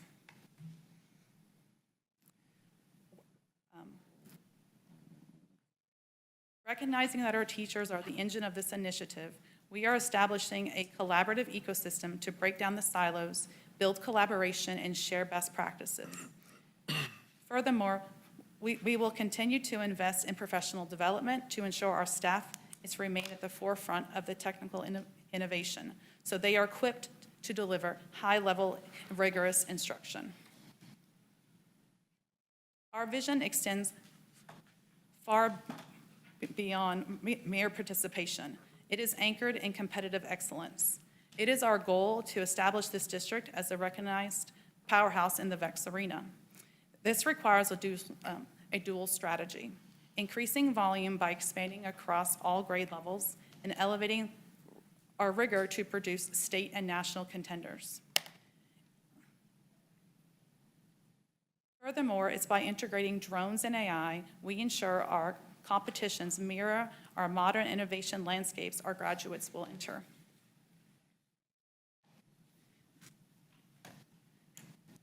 This is an example of our ecosystem in action. Elementary is focused on engagement and foundational literacy, igniting a passion for problem solving. It's while teaching the basics of logic and mechanics. Middle school shifts to standardization and process. It's where students rigorously apply the engineering design process. High school develops mastery and mentorship. The power of this model is the continuous skill development we are fostering is within students. The foundational thinking introduced in K through 5 is a direct prerequisite for the complex engineering and coding our students master by the time they graduate. We are not just creating students that are familiar with robots, or it's robotics and AI. We are creating students that are critical thinkers and problem solvers, and students who are ready to tackle the challenges that they face in the workforce and beyond, with or without robots. We have outlined our robotics roadmap, but it's important to recognize that robotics and AI are not separate initiatives. Think of robotics as the body and AI as the brain. It's when students program a VEX robot, is to use sensors and avoid obstacles. They're already engaging with the foundational AI concepts. Moving into a formal AI framework isn't a shift in direction. It is a natural progression of the engineering skills we are already teaching. We are committed to integrating AI, responsibly and thoughtfully, treating it as an essential literacy is for the future workforce. Just as we teach students to navigate the internet safely, we must prepare them to navigate a world that is shaped by artificial intelligence. Our framework for teachers and students is to reflect this commitment.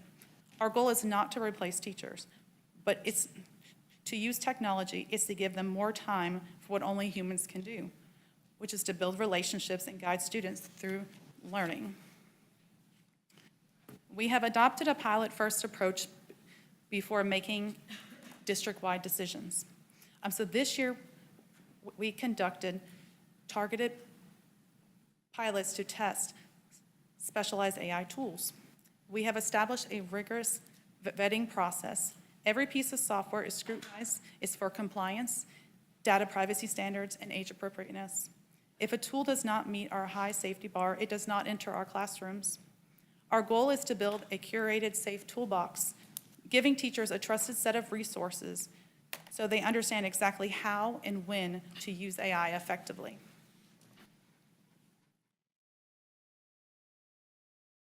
We aren't just teaching students how to use AI. We are teaching them how it works. We are shifting the focus from engaging in simple recall to promoting critical thinking. We are establishing feedback loops. It's where teachers tell us what's working and what is not. If a tool is not serving our educational goals, then we will pivot. Ultimately, it's robotics and AI are about opportunity. It's by investing in these areas, we are ensuring our students not only are not just consumers of technology, but creators of it. And we are preparing them for a workforce where AI literacy will be as fundamental as reading and writing. AI offers students a level of personalized support that can be is facilitated by the teacher and bridges gaps in learning. We want our teachers to feel supported and not overwhelmed. By automating administrative tasks like lesson formatting or email drafting, AI can reduce teacher burnout. When teachers spend less time on paperwork, they have more time to do what humans can do, which are build relationships and mentor students and facilitate deep learning. We will continue to move forward with innovation, but we will always lead with integrity and safety. At this time, we will pause for any questions you may have. Thank you, Ms. Gamby. I have a few comments on that for a board discussion, but first of all, thank you for all the work that you've done in this program. I see some really exciting things, so, and I liked the video, all the interactions, so thank you for that. I kind of have two umbrellas of concerns. I'll start with one, and then I'll turn it over so that others can jump in before I go to the other. The first one is kind of the AI literacy versus traditional literacy.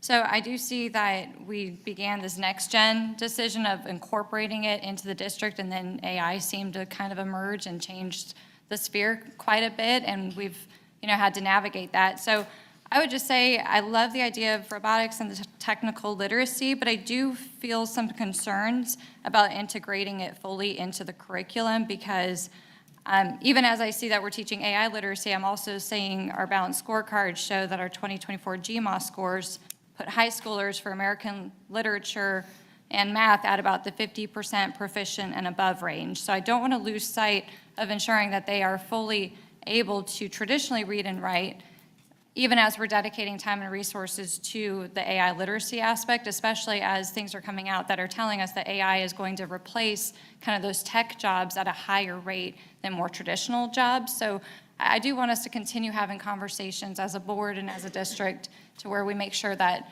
we balance incorporating technology, but don't lose sight of our core mission of ensuring that in this AI world, we're teaching students to read, to think critically, to question motives and sources, and have that true love of learning and not try to learn that the world's an algorithm, and if you put in these inputs, people will give you these outputs. So I just want to always make sure that we're having that conversation as a board, and that maybe we consider maybe taking a step back from incorporating it fully into the curriculum and maybe ensuring that our focus is not being taken away from those core academic functions of reading, writing, and math, and true critical thinking.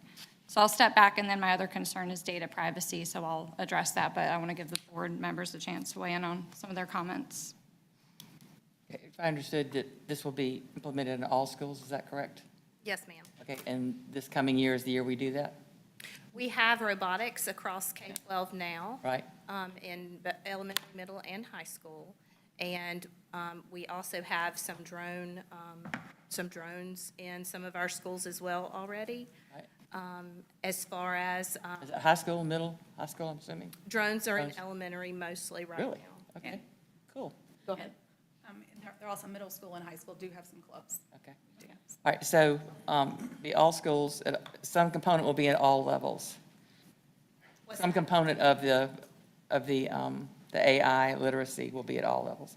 We piloted with all three levels, elementary, middle, and high, a pod of schools for AI tools this year to get feedback on the tools that we looked at currently.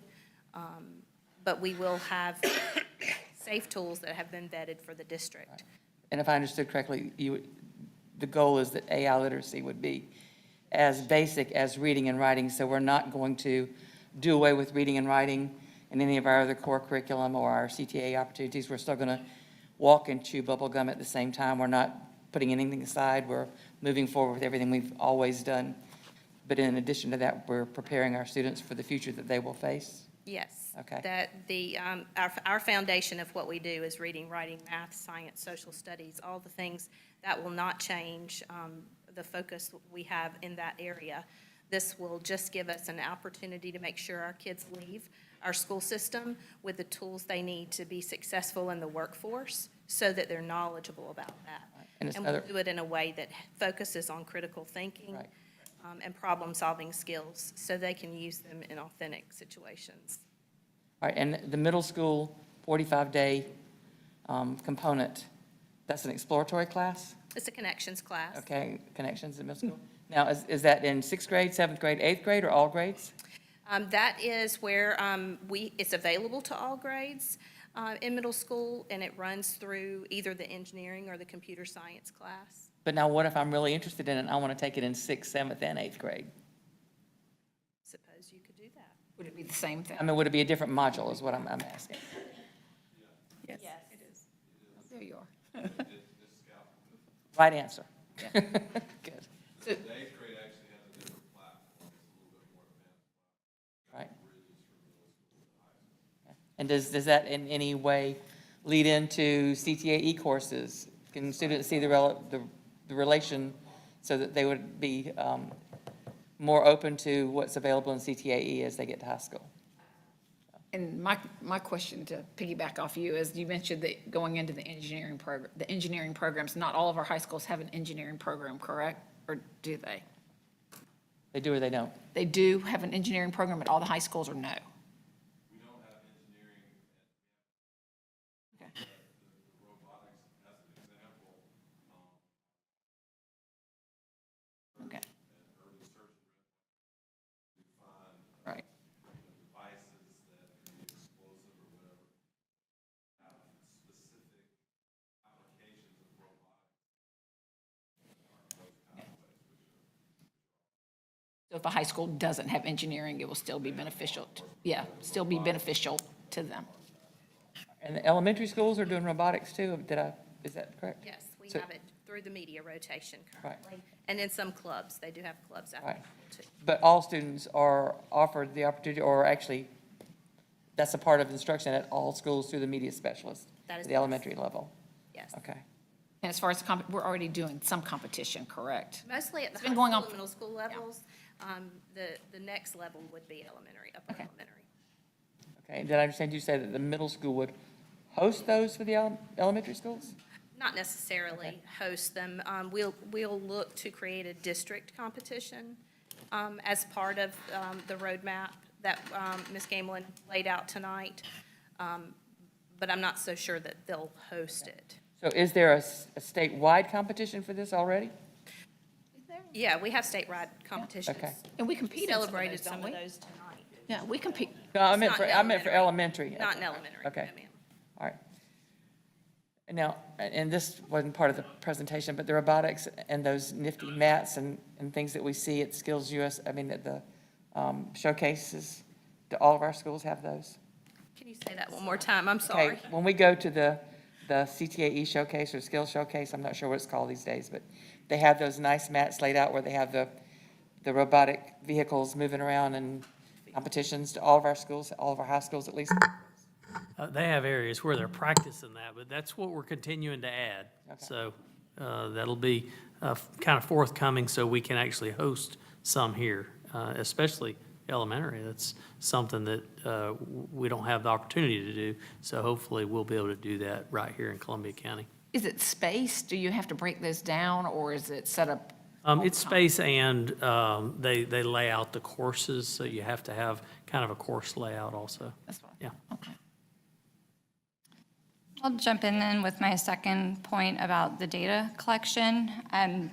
Education Week just put out a really great article saying some of the risks of AI include large-scale data breaches and recommending that schools craft policies that put meaningful guardrails around data use. I know Google recently, for their G Suite, had to settle a lawsuit because of student data breaches. So I would like our board to begin to look into a targeted policy, kind of like Education Week recommended, where we really look at what kind of data is being collected and covering things such as how data is being collected, which apps collect it, how data is used, who has access to it, how it's shared, informing parents how to opt out, and really importantly, having contracts, because I know when I asked back in August, we sent some emails, the 3 AI companies that we're using, we didn't actually have contracts with them. We just had the orders that worked as contracts. So I think there's a lot of room for us to really protect student data and get on the forefront of that. And so as we're kind of incorporating AI and technology in, I'd really love us to start having conversations about what that very strong data policy would look like. So that's my other point of concern on that. I like that a lot. Just how it's placed or how it's done now is any of the information that the student might put in or a teacher might put in redacted in any form. You mentioned, vetting high bar of standards when you're using these AI products. I mean, is there a general contract in place with terms and conditions and what's redacted, what's not redacted? So you may want to talk about our guidance that we give. I mean, that would be very similar to a teacher sharing information with a friend in the evening. So we have some pretty strict guidelines that we've put in place with our teachers and students, and we have those available on our website also. Yes, our AI advisory committee or task force has worked to put together guidelines for students and staff and teachers to ensure that they know what to put into AI, what's okay to put into AI, and what's not okay.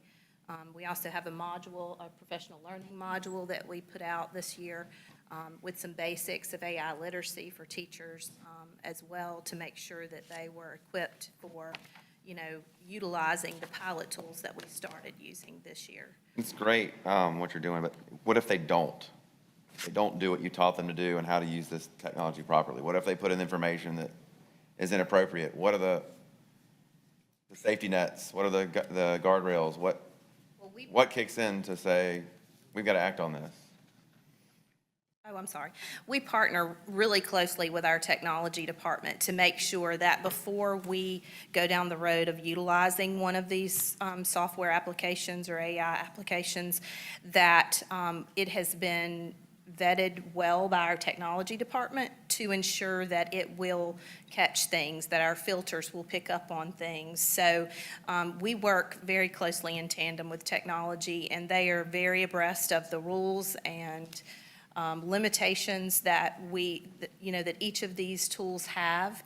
So before we go down that road to even use one, we ensure that it has safeguards in place to catch those types of things, which the pilot we used this year has been really helpful in helping us identify the types of resources and tools we want to move forward with next year.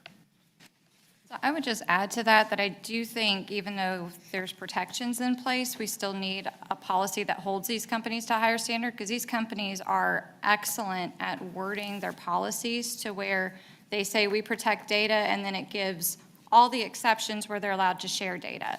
And they, and even just reading our school AI contract, I'm seeing multiple ones where it says, oh, we won't share or sell it unless it's de-identified. Well, we know through Facebook ads and Google ads, that de-identified data is still very easily combined with other de-identified data sets and used to perform functions. And so I still think that even as the companies, pledge that they're going to do certain things, these companies really are designed to maximize the use of the data that they collect. And so I would like us to continue to look at policies that hold these companies to an even higher standard than the ones that they're professing that they hold to, which, it's legal by law. They're following the law, but I want them to go above and beyond the law so that our student data is truly protected and so that parents are informed of, hey, this is the data being collected on your child at school through these apps. Here's those who have access to it, and here's your options for opting out if you're not comfortable with that. So I think that our policy would maybe gear more towards the informational side and informing parents of everything that's going on, because these are difficult well, they're not contracts, they're privacy policies, but they're difficult to read and understand, and I would love Columbia County to really blaze the trail and set that higher standard that we value, building that trust with parents and that we're forthright about what we're using and what parents' options are regarding that data. So those A couple of things we may want to just talk about there. Number one, that's why we created that within our own curriculum. It's built here, we own it. We don't put any student data out there. We don't share identifiable information, and it doesn't go into any of the systems. Even though they can't use it, it's actually never put in there. Now, what they chose as far as going through some prompts might, but that would not even be identified for a student. And those choices aren't survey-type choices either. They're just technology decisions. So we've done this very carefully. We're not jumping out into an area that is something where we would risk any of this. I think, Mr. Van Meter, you've been heavily involved in this as well. We feel very confident that not only are we overly complying with state and federal regulations, but we're not even putting our student data out there that would be in any of these programs. Yeah, so anybody that knows me knows that I'm very serious about student data and protecting student data. Been doing it for 19 years here. I was the Chief Information Security Officer for Augusta University for a short stint, so I take that serious and actually took some notes. NIST, you mentioned NIST before. I read NIST. They have an AI risk framework. We look at that. We use trusted apps. They vet privacy policies. You're right. Most of those privacy policies are written for them. They're not written for us. So we have our own, and we make them sign a form that protects us because their privacy policies are to protect them. Now, you're referencing third party. Almost every developer uses a third party for development, typically in India or some other country. So we specifically say you can't release protected information or student information to third parties. And when we get pushback on that, we don't use them for those reasons, because we are serious about our student data. Thank you so much. I'm so glad that you're ahead of it. I would, I guess then maybe the only missing piece is how do we incorporate that into a policy where we tell parents, hey, we're on top of this. We're just letting you know, for those who do have concerns with student data, here's what's being collected, here's how it's being safeguarded, and we just, maybe the only piece missing here is the informational piece of bringing it to parents and being, proactive about that and letting them know kind of what their options are if there's any questions or any discomfort with it. So, but thank you, James, for being on that. Sure. The only thing that is directory information. We have, we have to release directory information. It's not protected. Now, we try to take a more proactive approach to being more stringent, and anybody that's had an open record come from me knows that I black out as much as I can, and I get questioned about it, but it's information that could cross over into being able to identify something or someone. But now, what's it released in student records is specified by state law, though, is it not? Federal law. So we have no, federal law, so we have no choice but to release that. Correct. Okay, just want to make sure. that Well, there's several. I mean, it's not just state, I mean, it's state, federal. Right. There's all kinds of laws out there that protect student data, or data in general. Now, these companies count as school officials to where they have the school official level access to FERPA data, correct? FERPA data, to directory information. We don't allow them access to anything but directory information.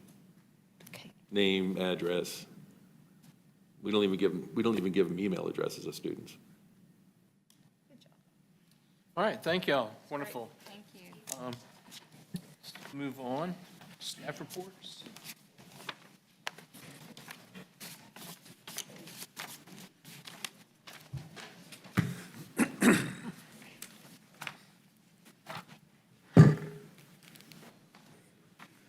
Good evening, and thank you for the opportunity to provide you a staffing update on human resources now and in the future. Tonight, I'm presenting a recommendation that strengthens both our financial position and our instructional model by realigning how we staff, target general education and selected special education positions and fund these positions across the district. Over the past several years, I have consistently shared with you a very stable picture of our talent management operations. This has been characterized by high fill rates, in-field teachers, low waivers, and high certificate holders. We strive to maintain a strategic approach to talent management, focusing on what our workforce will look like 3 to 5 years from now, and how we plan to get there while concurrently ensuring that our local and our tactical operational actions are satisfactorily conducted.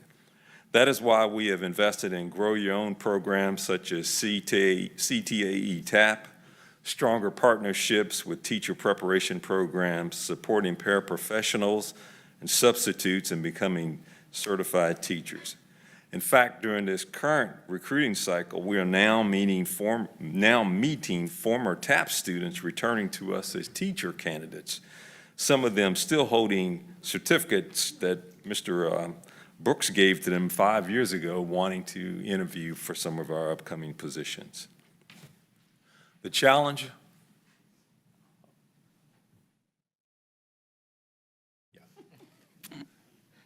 okay. The challenge and the opportunity that we have. Go on to the next slide. Okay. About 4 years ago, we introduced weighted staffing, giving principals flexibility while maximizing state funding. That model has been highly successful. Now we're facing another pivotal moment, one that presents both a challenge and a significant opportunity for us. Currently, our model relies heavily on paraprofessionals across grades 1 through 5 and in many select special education settings. This comes with a significant cost and is one that is not sustainable, in my opinion, given the rising cost of benefits and how this category of personnel is resourced. The opportunity before us is to transition this category of talent from district-owned managed process to a vendor-owned shared process, or an outsourced services model. This process, we believe, would free up resources to be used in other high-need district areas. From almost any vantage point, financial, instructional, or strategic, this presents a strong opportunity for improvement. And please allow me to be very clear about this. This is not about removing support from students. This is about restructuring how we provide that support so that we can maximize both our financial sustainability and our instructional impact. We've conducted a detailed cost analysis comparing our current model to a managed services model. And this is what it would look like. This is what our current picture looks like. What I have before you is the average paraprofessional cost, which includes the average paraprofessional salary, and we have currently 439 paraprofessionals. So I took the average salary right there, which is an annual salary of just under $24,000. When you factor in TRS, medical, Medicare, FICA, FICA, or life insurance, the total cost of the district is well over 20%, or close to $54,000 per para. So in addition to that annual salary, those benefits ramp that up to well over twice as much of what the salary is for that individual. Here's what the data tells us. The total cost of a paraprofessional is almost $24,000, and of course this is driven by the cost of benefits. If we were to outsource this line of this category of employee, the next slide, Ms. Moody, this is what the potential savings per paraprofessional would cost the district if we were to outsource this or allow them to attrit and then allow a managed services or outsource company to provide the personnel to us. The projected cost drops to almost $29,000 per position, resulting in a savings of almost $24,000 per position.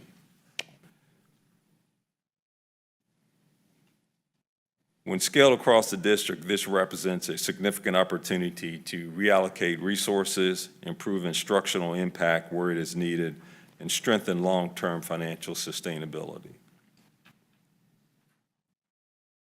Just as important as cost is the expected impact.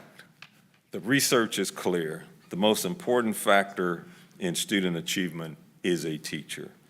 Teachers deliver instruction, access learning, and adjust in real time. Now, what we're proposing, or what the options I'm presenting to you is an option that we outsource some of our paraprofessionals as they leave the school district and allow the schools to either use their points, the flexibility that they gain through the weighted staffing process, to either use their points to hire teachers or allow an outsourced services company to fill the vacancies with the staffing model, with the staffing agency through the staffing process. No one loses their job. We're just replacing them through a staffing agency. And the RFP that we submitted about a month and a half ago, resulted in over 23 companies interested in talking to us about that. We haven't looked at any of them, but the figures that I showed you was just a template of what we think is possible if we were to go this route. Can you provide a copy of the RFP? Yes, sir. Later? Yes, sir. It's on the website. Yes, sir. I'd be happy to give that to you. And that box at the bottom, aligning with a lot of the districts, there are a number of high-performing school districts across the state that we favorably compare with: Forsyth, Gwinnett, Cherokee, Gwinnett, if you were to scale it down to a certain extent, Houston County. They are no longer in the 1 to 5 paraprofessional general ed business. They have totally gone to a process where they don't use them at all, and they've replaced them with either certified teachers or just don't do them at all. We're not getting out of the paraprofessional business because it just makes sense in some settings to use them because of the support that they provide. But research tells us if you can afford, if you can support some of these processes with a certified teacher, that's the way we ought to do. And we have done that to a certain extent. Several years ago, former Superintendent Caraway allowed some of the schools to trade in paraprofessionals for certified teachers. Hence, we have a number of teachers outside the classroom that are not teachers of record that are now serving in our schools. And I think the proof is that they are making an impact in our schools. So that's all that we're suggesting. At no time are we saying do away with paraprofessionals, because we're going to have them in a lot of the settings. Next slide. If you all consider this plan, the implementation would be thoughtful and phased. This is kind of a two-phase process. I think at some point we probably would probably be a good idea to get down to the general ed paraprofessionals being replaced at some point, or even not using them. We are already scaling back on them. We had over 200 general ed paraprofessionals a few years ago. Now we're about 80 to 85 general ed, 1 to 5 paraprofessionals. You're going to always have them at the pre-K and K level because the state funds them. So you're going to have them there, and we're not saying to get rid of them, although, again, a certified teacher is still probably the best way to go, as some of the school districts across the state have decided a long time ago that is the way to go, and they're performing at a high clip. Mr. Wright, can we talk about that a little bit? Because just to be clear on the healthcare side, so the number of points or staff members in a building isn't changing. If anything, we're increasing it because of the weighted staffing. However, over the last 10 years, the state has completely withdrawn from funding our non-certified health benefits. But they continue to provide health benefits for teachers. So what's happening is the state's model has changed dramatically. And so what you're looking at here is what a lot of school districts are having to consider, because it's costing so much more to staff non-certified positions. So how do we do that while increasing staffing in a school, which will actually reduce class size and provide a benefit instead of a takeaway negative from our schools? Yes. Did I put that in a? Yes, sir. Is that? Yes, sir, because we are increasing the funding through the weighted staff, and we're maximizing the FTEs, the schools now they're earning additional points or additional funding to add specialists, behavioral specialists, and instructional specialists, or in some cases, administrators that handle some of the other issues that just can't be handled normally. So they're getting the extra funding, and they're using it to buy specialists. And so that is not making, they're handling the class size, they're making the class sizes smaller through this process. And so it is a win. Yes, sir. So let's take, for example, this year, the legislature is, and the governor have passed a bill to pay all of our state-funded employees $2,000. We have to look at our locally funded employees. Yes, sir. Our parapros are 100% locally funded, correct? Well, not 100%. There are some that are state. We have The some. general ed are. Right. We have. Some are special ed. Yes, sir. We have some some grant-funded positions. We have some title positions that are funded. But out of the 439 paraprofessionals that we currently have, I would say about 150, over 300 of them, close to 300 of them are funded by us locally. So how would it work if we outsourced certain parapros? We give a raise to our employees. How does it work with respect to the outsourced employees? That's the outsourcing company's issue. And one of the reasons it's a good process for some folks is that they look at the hourly wage. If you go by McDonald's, you'll say $20 an hour, but what they're not really telling you is maybe benefits aren't involved, or retirement is not involved, or medical is not involved. And to some folks, they're not concerned about that. And so we've talked with them, and we said, well, what if we want to make the salary, our average paraprofessional starting salaries, I think around $15 an hour, and I think the average is probably about $18 an hour. But when you factor in, go back to the slide, Mandy, with the cost to us, the next one. When you factor that in, you're paying over 220% for a salary that begins at just under $24,000. So you figure that's probably about $18 or $19, about $16 or $17 an hour. But when you throw on top of that medical, which is a real killer, at $22,000 annually, and the likelihood of that going up, we're paying a significant amount. So if you're saying that you want to pay more to the paraprofessionals, that's in addition, that's going to be on top of that. The servicing company can come in and say, well, listen, I'm going to cut back on the medical, and very few organizations have benefits like we do. I I mean, we have a defined benefit plan. That's one of the best, not only in the United States, it's one of the best in the world. And the medical plan, we can argue about that. You know, there are cheaper ones out there. I don't know why we have to pay $1,800 a month for that, you know, but that's what it is, right?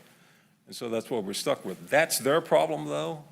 We've got all these organizations that say that they can do it, that they're going to supply the talent that we need, and it's not going to be, it's going to be invisible to the buildings or to the people that are going to be using our folks. And I would suspect that they're going to be many of the same people that we normally recruit anyway, or normally hire. So it'll be in my opinion, it's a win. But, you know, that's for you to decide. I mean. I have a question. Can you help me understand? Because we bring in teachers at roughly around 70,000 salary, right? Yes. And then about how much would benefits be in addition to that? 30,000 per employee roughly? We figure $110,000 per employee, Okay. per certified person. So I guess I'm not understanding this when you're telling me that we're going towards more certified teachers. I understand the state will pay a portion of that. That's correct. I mean, when you look at the portion that the state pays, does it still cover that difference between $53,000 for the cost of a paraprofessional compared to $110,000 for the cost of a teacher?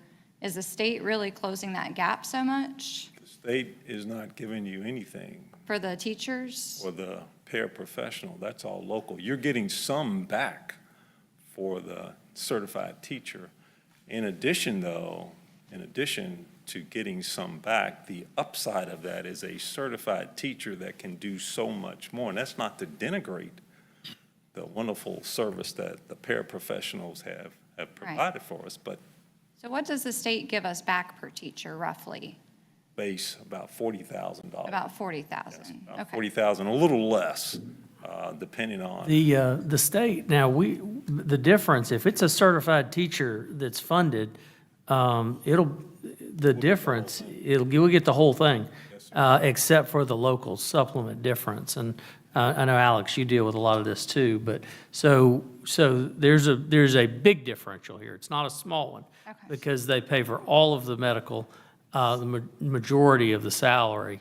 And if we add a teacher, then we schedule students with that teacher, we'll get funded for that teacher also.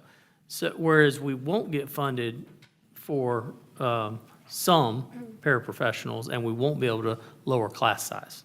Okay. Is that, and Alex, that helps did I a hit lot. that right? You want to? You're right. So if we earn the teacher, if you go pull our teacher salary schedule right now, the state will fund us the state portion on that scale, not our local supplement, which for an average teacher, don't quote me on this, but it's probably 10,000 or so is what we're paying them from a local supplement standpoint.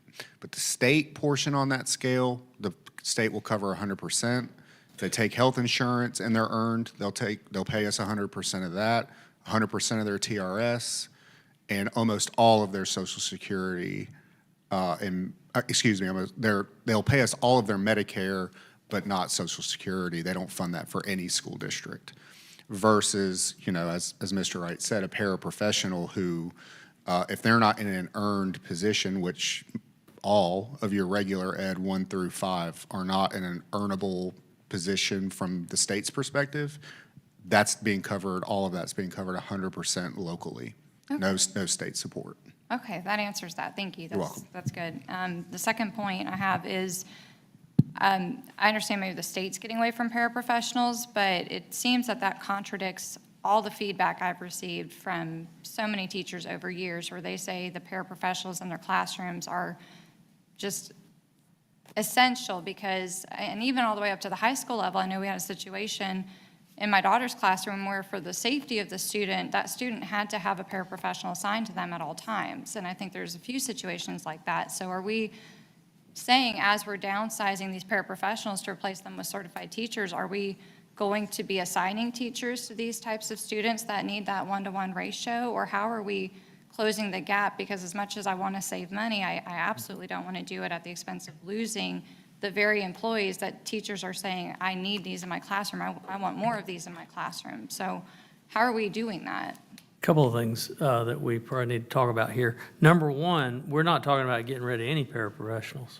We haven't talked about removing any. So would certified teachers then perform that one-on-one What no, now that, we would keep those positions, and actually that one's a state-funded position if it's required for something like that, and those would stay. Now, as we go through attrition, this is what Mr. Wright's talking about, new people leave the district, new parapros hired on could be hired at a higher pay rate because they would be outsourced. All of our current in-county would stay the same. However, they would have the benefit to move there if they wanted to. So they want a higher salary, they could move to the staffing agency and get a bump in pay. But at no time are we talking about removing any. We're just talking about how are we going to actually maintain what we have when the state has increased this. It wasn't that long ago, I don't remember exact timing, but we're now paying $25,000, but the state paid that $25,000 not too long ago. Okay, I'm sorry. I thought I had heard that we were going to move in the direction where we would have more teachers and smaller class sizes and less paraprofessionals towards the future. I understand that now. Yes, two prongs, maybe in the 1 to 5 arena. Now, you're maybe talking about a special, if your son or your child is being followed around by a shadow, whatever, that's probably a special education paraprofessional need that will probably continue. As I mentioned earlier, there are going to be some roles where we're always going to have to have special, paraprofessionals. But most of the high-performing school districts that we try and run with, or we follow, or we pattern ourselves after, have gone away from the general education 1 to 5 paraprofessionals. We're not talking about that necessarily today. We're talking about moving them off our payroll, putting them onto a staffing company's payroll. Yes, sir. And that staffing company would pay them a higher wage, but they wouldn't provide them with the benefits that we're saddled with. Yes, sir. Therein lies the savings. So my final, And I would just say one more thing about the benefits. And I mean, we're just having to look at this because of the cost. I mean, that is exactly what's happened. The state has continued to increase cost year after year. I don't think we've been, in the last 5 years, I don't remember a time we didn't come to you with millions of dollars increases because of the changes to state health funding from the state. So they've kind of put us into that realm. Now, kind of moving forward, how are we going to be able to continue to pay that? It's up to the staffing of the principal to staff their school. So we're not talking about decreasing any funding that we're giving the principal. However, a principal very well may want to hire a teacher in literacy or a teacher in a specific area instead of a parapro, because it would cost them so much more money right now. Now this, by outsourcing it, may end up allowing us to get a better cost for those individuals, as well as pay them a higher wage. The benefit thing, the state requires school districts, for our employees, they require us to pay state health benefit costs. A lot of school districts have asked that question, can we withdraw from that and bid our own, try to fund our own? And the answer is no. And so we understand that's where we are, in addition to the $5 million buyback, which we can keep talking about. But at the same time, this will allow us to outsource that so we don't have to pay that. And there's a lot of reasons that the state benefit health plan costs so much more than what a comparable plan may be from an outsourced agency. So who would be their employer? That would be who won the RFP for these. These other So that's a concern of mine, is just who the employer is. I've worked with agency in healthcare for many, many, many years, and I've seen some great, seen some bad situations. I guess that's one concern with me, is just being in healthcare and in agencies. The continuity of who we hire, who's in the classroom would be a concern for me. you mentioned that classroom space and hiring additional teachers. You know, in the past, prior to you, I've asked like, you know, smaller classrooms, et cetera.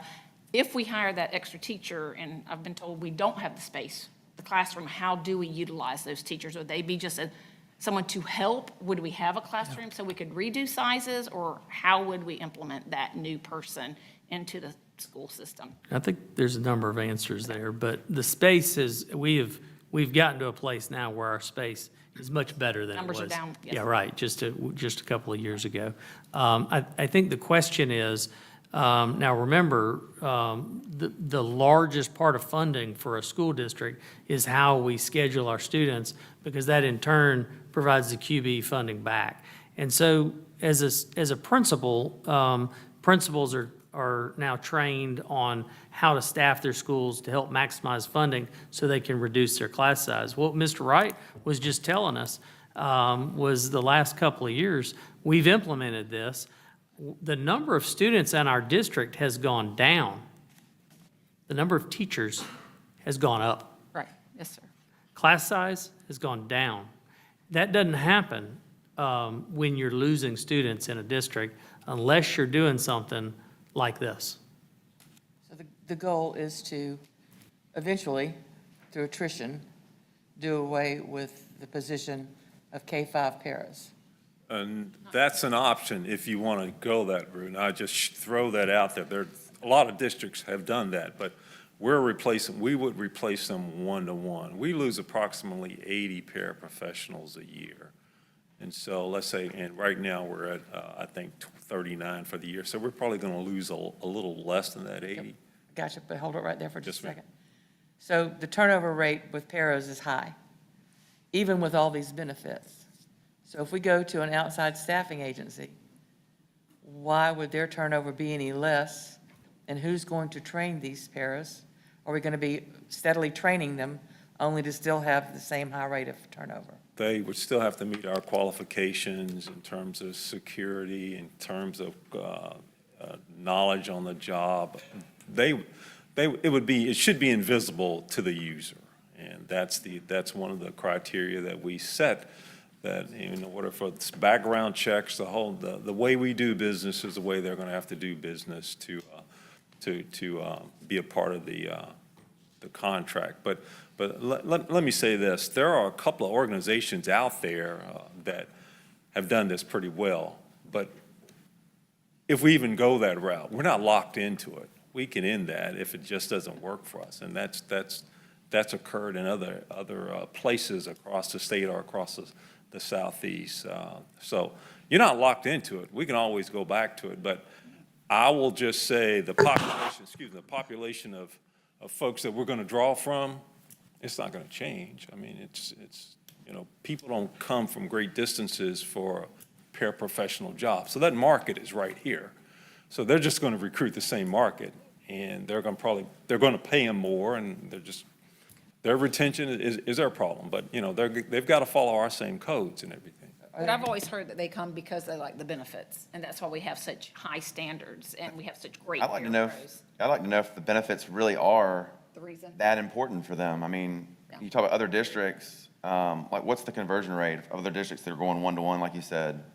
I mean, are they choosing, because you said you're giving them a choice, it's the principal's domain to hire. You're letting the principals decide how they want to hire.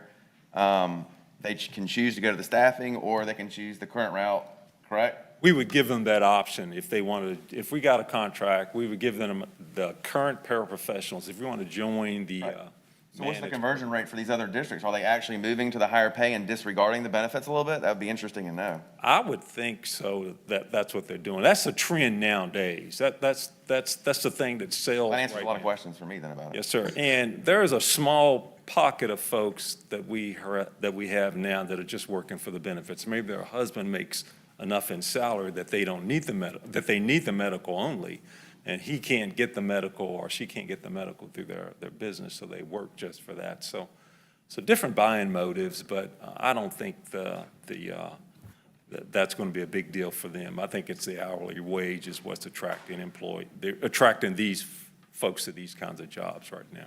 So what about staffing agencies, and are their employees unionized? I don't think so. That's an important question. I don't know. I'll find out. Yes, sir. Yeah. Well, I'd hate to be so focused on saving money. We all want to save money, but I think, and this is me speaking from being a contractor back at Fort Eisenhower and comparing, the government employees who generally stayed until retirement compared to the contractors that would jump around different contracts, salaries. There's definitely a different level of investment that I feel like when you get the time with those benefits, and when we're dealing with paraprofessionals specifically, I think that their value really comes in that relationship that they build with the teachers and with the students, and anything that could potentially jeopardize that relationship. I mean, I think you can't capture that or quantify that in these numbers of savings. And again, that relationship is so important. My mom was a paraprofessional, and she taught a child to read because she understood through that relationship what was keeping him from reading.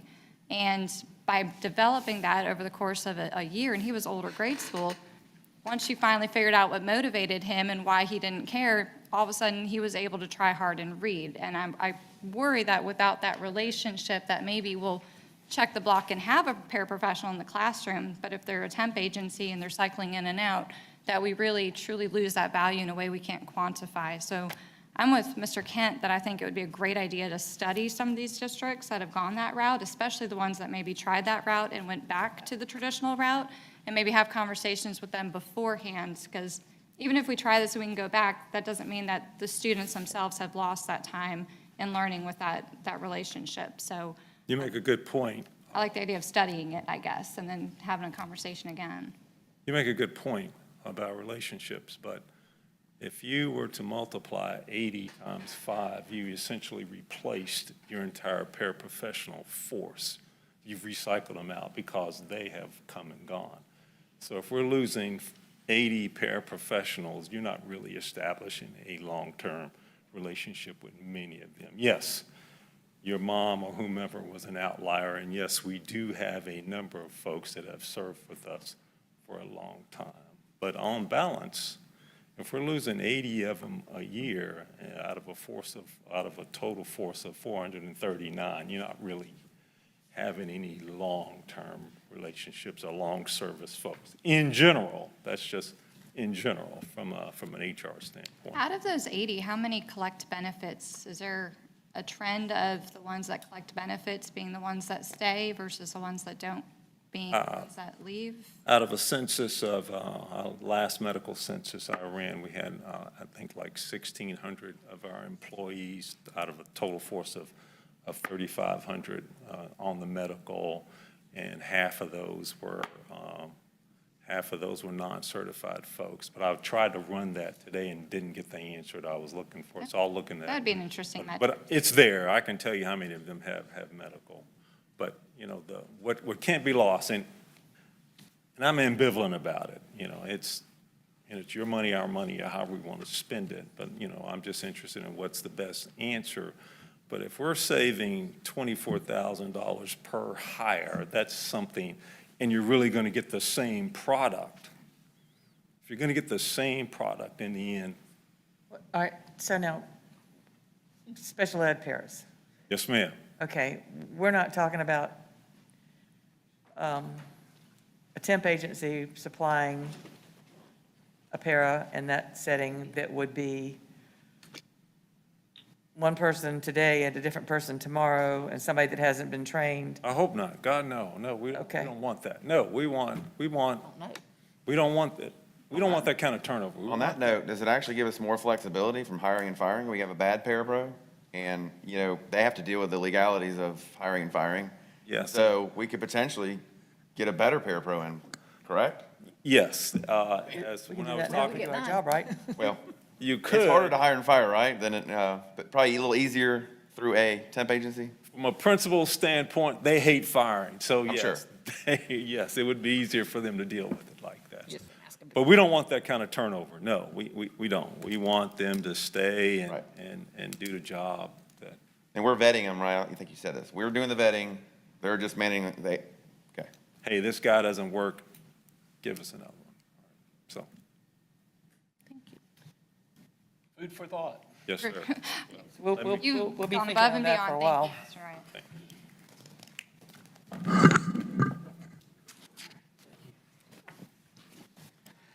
That's right. All right, thank you all. Good presentations, a lot to go on there. Obviously, that was a question that we've been working on for a couple of years now from y'all. How are we gonna be able to maximize some of that?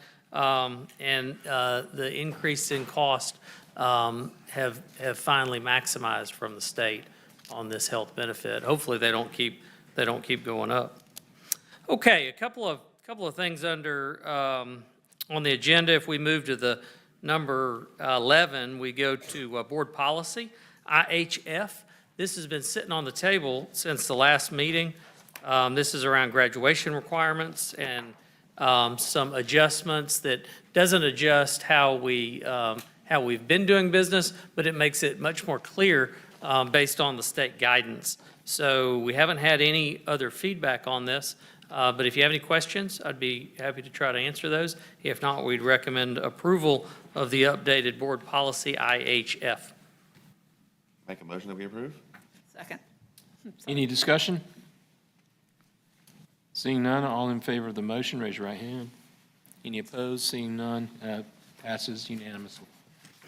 Board members, earlier this month, the state legislature recommended and Governor Kemp signed the amended fiscal 2026 budget. Included in that budget was an amendment for a $2,000 supplement for teachers and other staff across the school district. Now, the district has been funded for this at a level of about $5.8 million. That accounts for 2,839 benefits eligible employees based on the last year's CPI data that we used. However, as you know, in the past, at least in my recollection, we've always funded that for all employees. And so what we're recommending tonight is no exception to that. There will be an additional cost to provide that supplement because there's about 950 employees of the district that aren't funded by the state. We estimate that it will cost up to $2.7 million to cover these individuals, as well as having to cover a portion of FICA that's not funded by the state for all employees. So we were going to have an increase anyway because the state doesn't fund, even though they give the $2,000. If we didn't give employees that full $2,000, we actually have to make up some of that difference. So we recommend using the general fund to cover the additional cost, and we'll bring you the budget amendment at our next meeting, assuming it's approved tonight. Once approved, if that happens tonight, the supplement will be paid on April 1st to all eligible employees who are actively employed and meet the criteria as of today when the vote was taken. At this time, we're recommending approval to pay the $2,000 supplement to all active benefits eligible full-time and part-time employees using state-provided funds and the general fund. So moved. Second. Any discussion? Just a question, what did it cost in previous years? Are we about at the same amount, 2.7 million each year? Sorry, Mike, so I have to talk loud. Oh, okay. Oh, okay. Yes, I can't remember them all. I don't know that we've had one that's $2,000, $1,000, $1,500, but the proportion's about the same. Okay, so when we do our budget, we kind of anticipate this happening year to year, that we're going to, based on previous years? I have not previously pre-budgeted in anticipation of this happening because Okay. certainly can look at doing that in the future if you'd like some number kind of baked in there for in the event that something like this happens, if you're a guest. 1,500.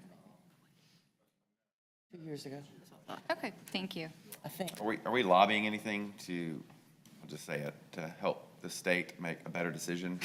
It's election year, you're kidding, right? Well, actually, there's a couple I'll of stay there. pieces to that. It is a very good point. Yeah. Number one, we were disappointed that they left it as a one-time supplement. it's been many years since the state has really come out with an addition to the salary schedule, the teacher schedule, the increase in our employees' pay. And so a one-time supplement is in anticipation of not seeing any increase at the state level.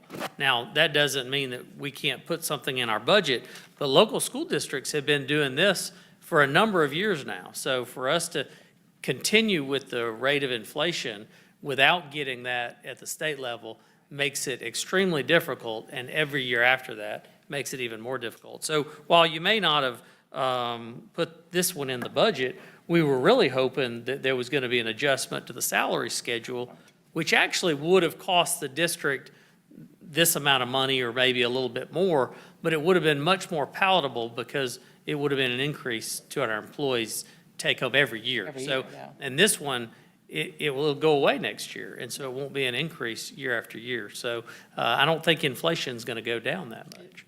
And so we're going to have some of these conversations when we come back with the budget, and hopefully we'll have some flexibility there. But, I mean, just as we were talking about some of the challenges with the increased healthcare costs, all of the increases and the amount that we're seeing increase on inflation that the district's having to pay, it's becoming more and more difficult. So we're going to have to be creative in how we're financing some of these things, and that's hence why we continue to bring back options to try to maximize as much funding as we can. But anyway, that gives some background, but I would recommend approval of this unless you have any other questions. No, I just appreciate that we're always supporting our teachers and our staff, and I love that our district even expands it to make sure everybody, even when the state doesn't deem fit. So, I'm just so proud of us that we do that, and I want us to always continue taking care of our teachers and all of our staff that works together to make this happen. So, thank you all. Something we've always done. Yes. All right, if there are no other questions or comments, all in favor of the motion, raise your right hand. Any opposed? Seeing none, that is approved unanimously. The employees will also get a letter. Mr. Casado, you'll be sending that out so they'll understand a little bit more about what the board approved and the action that y'all took. So thank you, and they'll have more information as they get that pay. Moving on to the building program. In August of 2023, we submitted a capital outlay application to the state for Evans High School addition and renovation project. At the time, what was included in there was installing individual HVAC units in the application instead of zoned units. That was what was actually planned in the plans. So we've been moving forward with doing the zoned units. However, the state has requested that we formally make the change in the application to match the work that's being done. Obviously, because the state has some money in that, in the way that they fund some of our capital outlay. There's no impact to state entitlement funding or an increase in the cost to the project over the GMP that we've been provided or have provided you. So at this time, because of the requirement at the state level, we ask you approve the capital outlay resolution to amend the FY25 capital outlay application for Evans High School as presented. Make a motion to approve to amend fiscal year 2025 capital outlay application. Second. Any discussion?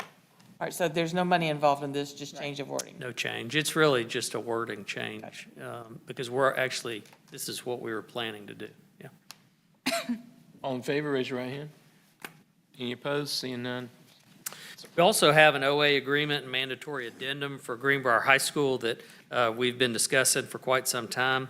This is an agreement between the owner and architect for services. This also, the mandatory addendum is required by the state to be eligible to receive capital outlay funding from the state. And you've seen a number of these come through, and frequently we'll have to, or near the end of that project, we'll come back with a required addendum, a required amendment to that addendum once we get the final numbers.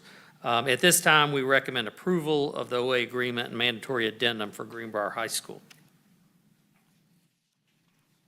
So moved. Second. Any discussion?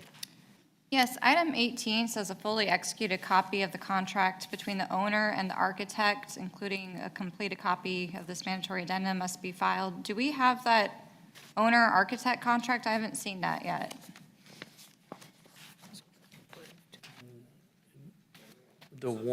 That was the one when we approved all of them. Is that, I think that's what you're asking, when all the architects were approved?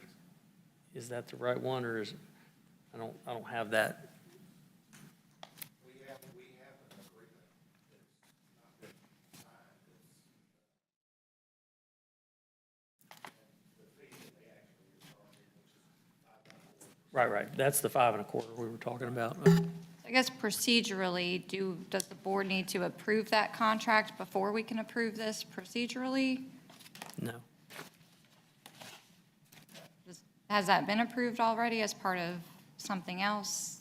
Actually, what happens here is that the superintendent by the board approved the sign. It's just a We can get you a copy of it. That's not a problem. Okay, this is probably the first time I've gone through the whole school process, so just to make sure I understand, so the superintendent selects an architect from the list and signs the contract, and then the board does the mandatory addendum, and then at what point does the CMAR go out for bid? So it'll go out soon after this. I mean, this is part of that process. So to actually make that start happening, we have to get this approved from the board, and then we'll start that process. Now, I mean, also back to the work with the architects, you know, we've brought that up frequently also. So it's not something we haven't been telling you we've been working on. So after this is done, we'll be able to sign the other contract, and we'll be able to move forward on all three of these, and we'll be able to start that CMAR process, which we'll have to bring back to the board with a GMP. And so then once we get the CMAR, that goes out at the stated cost limitation for the project of $82,687,500. That's on the CMAR, correct? That's the Well, cost of the project? I mean, it's an estimate, and as you've seen before, the way you go through this process, and we're just having to estimate a cost because of the percent that we're paying the architect. So the scope of the work hadn't even been designed yet. That's part of the reason you do this is you hire an architect, you hire a contractor, and they come together to get you the best price on this renovation. If it was a new build, we'd probably do it very different. But because there's a lot of work involved, we want to get them together to be able to make the best price possible. But we still have to that document requires us to put an estimated cost. Could be very different, as you've seen in the past. Right, I was just going to kind of transition, because then once we get the CMAR designs, does the bid process and creates the GMP. That's right. Okay, and I saw that in our financials, we budgeted $97 million for this project, so that's kind of where my confusion is, that this document says $82 million, but our financials have a budget of $97 million. Well, remember, this is just the GMP. Again, you've got to add your other fees and services to that aren't in the GMP. So is it still Turner Townsend Heery that comes up with this $82 million estimate? It was a combination of everyone, including internal staff, CFO, but that's a bit of a shot in the dark because we haven't designed the building yet. And once you design the building, it could be that we come back to y'all with the design and it's a higher cost, and we would probably come back and say, well, we can't do this. We'll have to take something away. And so we might take, one of the overhangs away or one of the classroom additions away, something like that. And this cannot be done after we get the GMP, correct? It has to be done beforehand? This has to be done before we engage the full work of the architect.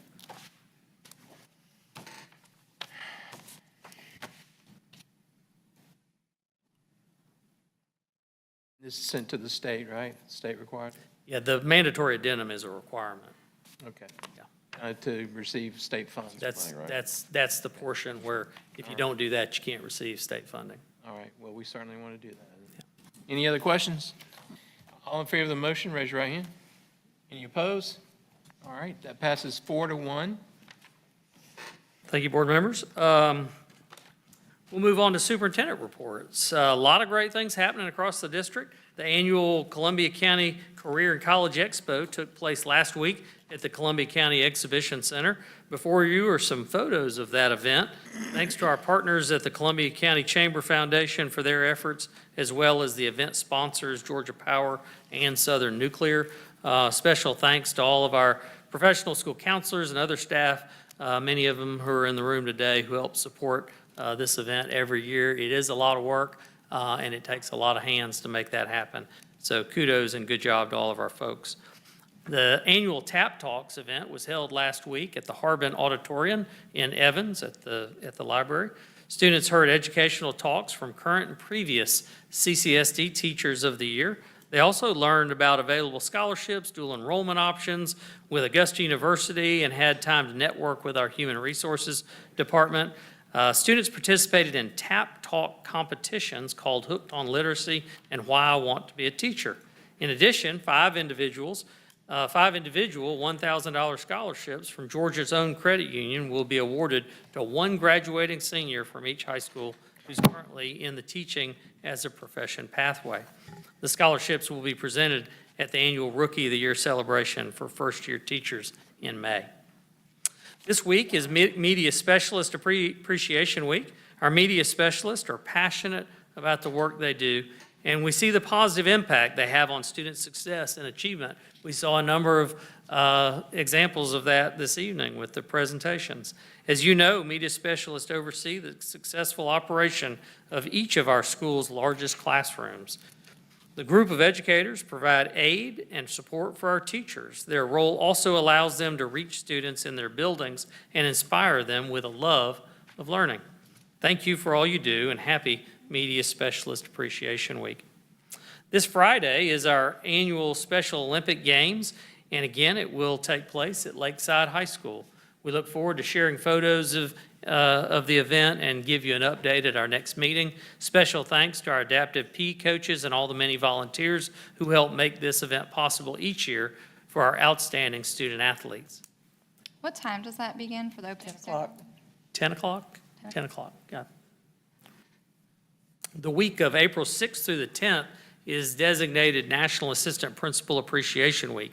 However, since this falls during spring break, we recognize these outstanding educators and school leaders starting next week, March 30th through April 3rd. Assistant principals are a vital part of our school's leadership teams, and their dedication to education is proven in the academic success of our students. So thank you to all of our assistant principals, and to celebrate their actual week, they'll have spring break off. Next Wednesday, April 1st, we will celebrate National Paraprofessional Appreciation Day. We look forward to recognizing our incredible paraprofessionals across the district who work hard each and every day. Thank you, paraprofessionals, for the work you do in support of our educators to engage, enrich, and inspire each student. Finally, we're heading into the beginning of April, and that means spring break. Just a friendly reminder that schools will be closed April 6th through the 13th, and district offices will be closed April 8th through the 14th. We wish everyone a happy and safe spring break. Registration for summer school takes place April 27th through May 22nd. Each year, summer school courses are offered for high school as well as middle school students who need to remediate for grade promotion. Be on the lookout starting April 27th for links on each school's website for students to register at their zoned high school. As you may have seen, valedictorians and salutatorians of the graduating class of 2026 have been announced, and we're pleased to share their names and photos with you today. Congratulations to these outstanding students, and we look forward to celebrating these and all of our graduates of the class of 2026. The dates and times past that are listed so you can have information on upcoming events. And board members, if you don't have any other questions, that concludes my reports. Dr. Flynn, are we in need of an executive session this evening? I do have one item we need to address. All right. Well, I make a motion that we retire to executive session to discuss personal, legal, and real estate matters. Second. All in favor? Raise your right hand. Okay, ladies and gentlemen, the board will retire to executive session. Make a motion that chairman be directed to execute an affidavit in accordance with state law affirming that no subject was discussed during executive session that violated the open meeting law of the state of Georgia. Second. All in favor? Please raise your right hand. Okay, that's approved. Make the motion that the personnel sheet as discussed in executive session be approved. Second. All in favor? It's approved. Make a motion that we approve the work comp settlement that was discussed during executive session. Second? All in favor? That's approved. I just want to back up. And Oh. I'm abstaining on the personnel matter. Yeah. So that passed 4-0. Okay?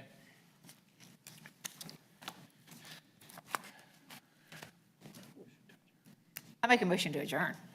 Second? All in favor, raise your right hand. That was fast. Any opposed? Any opposed?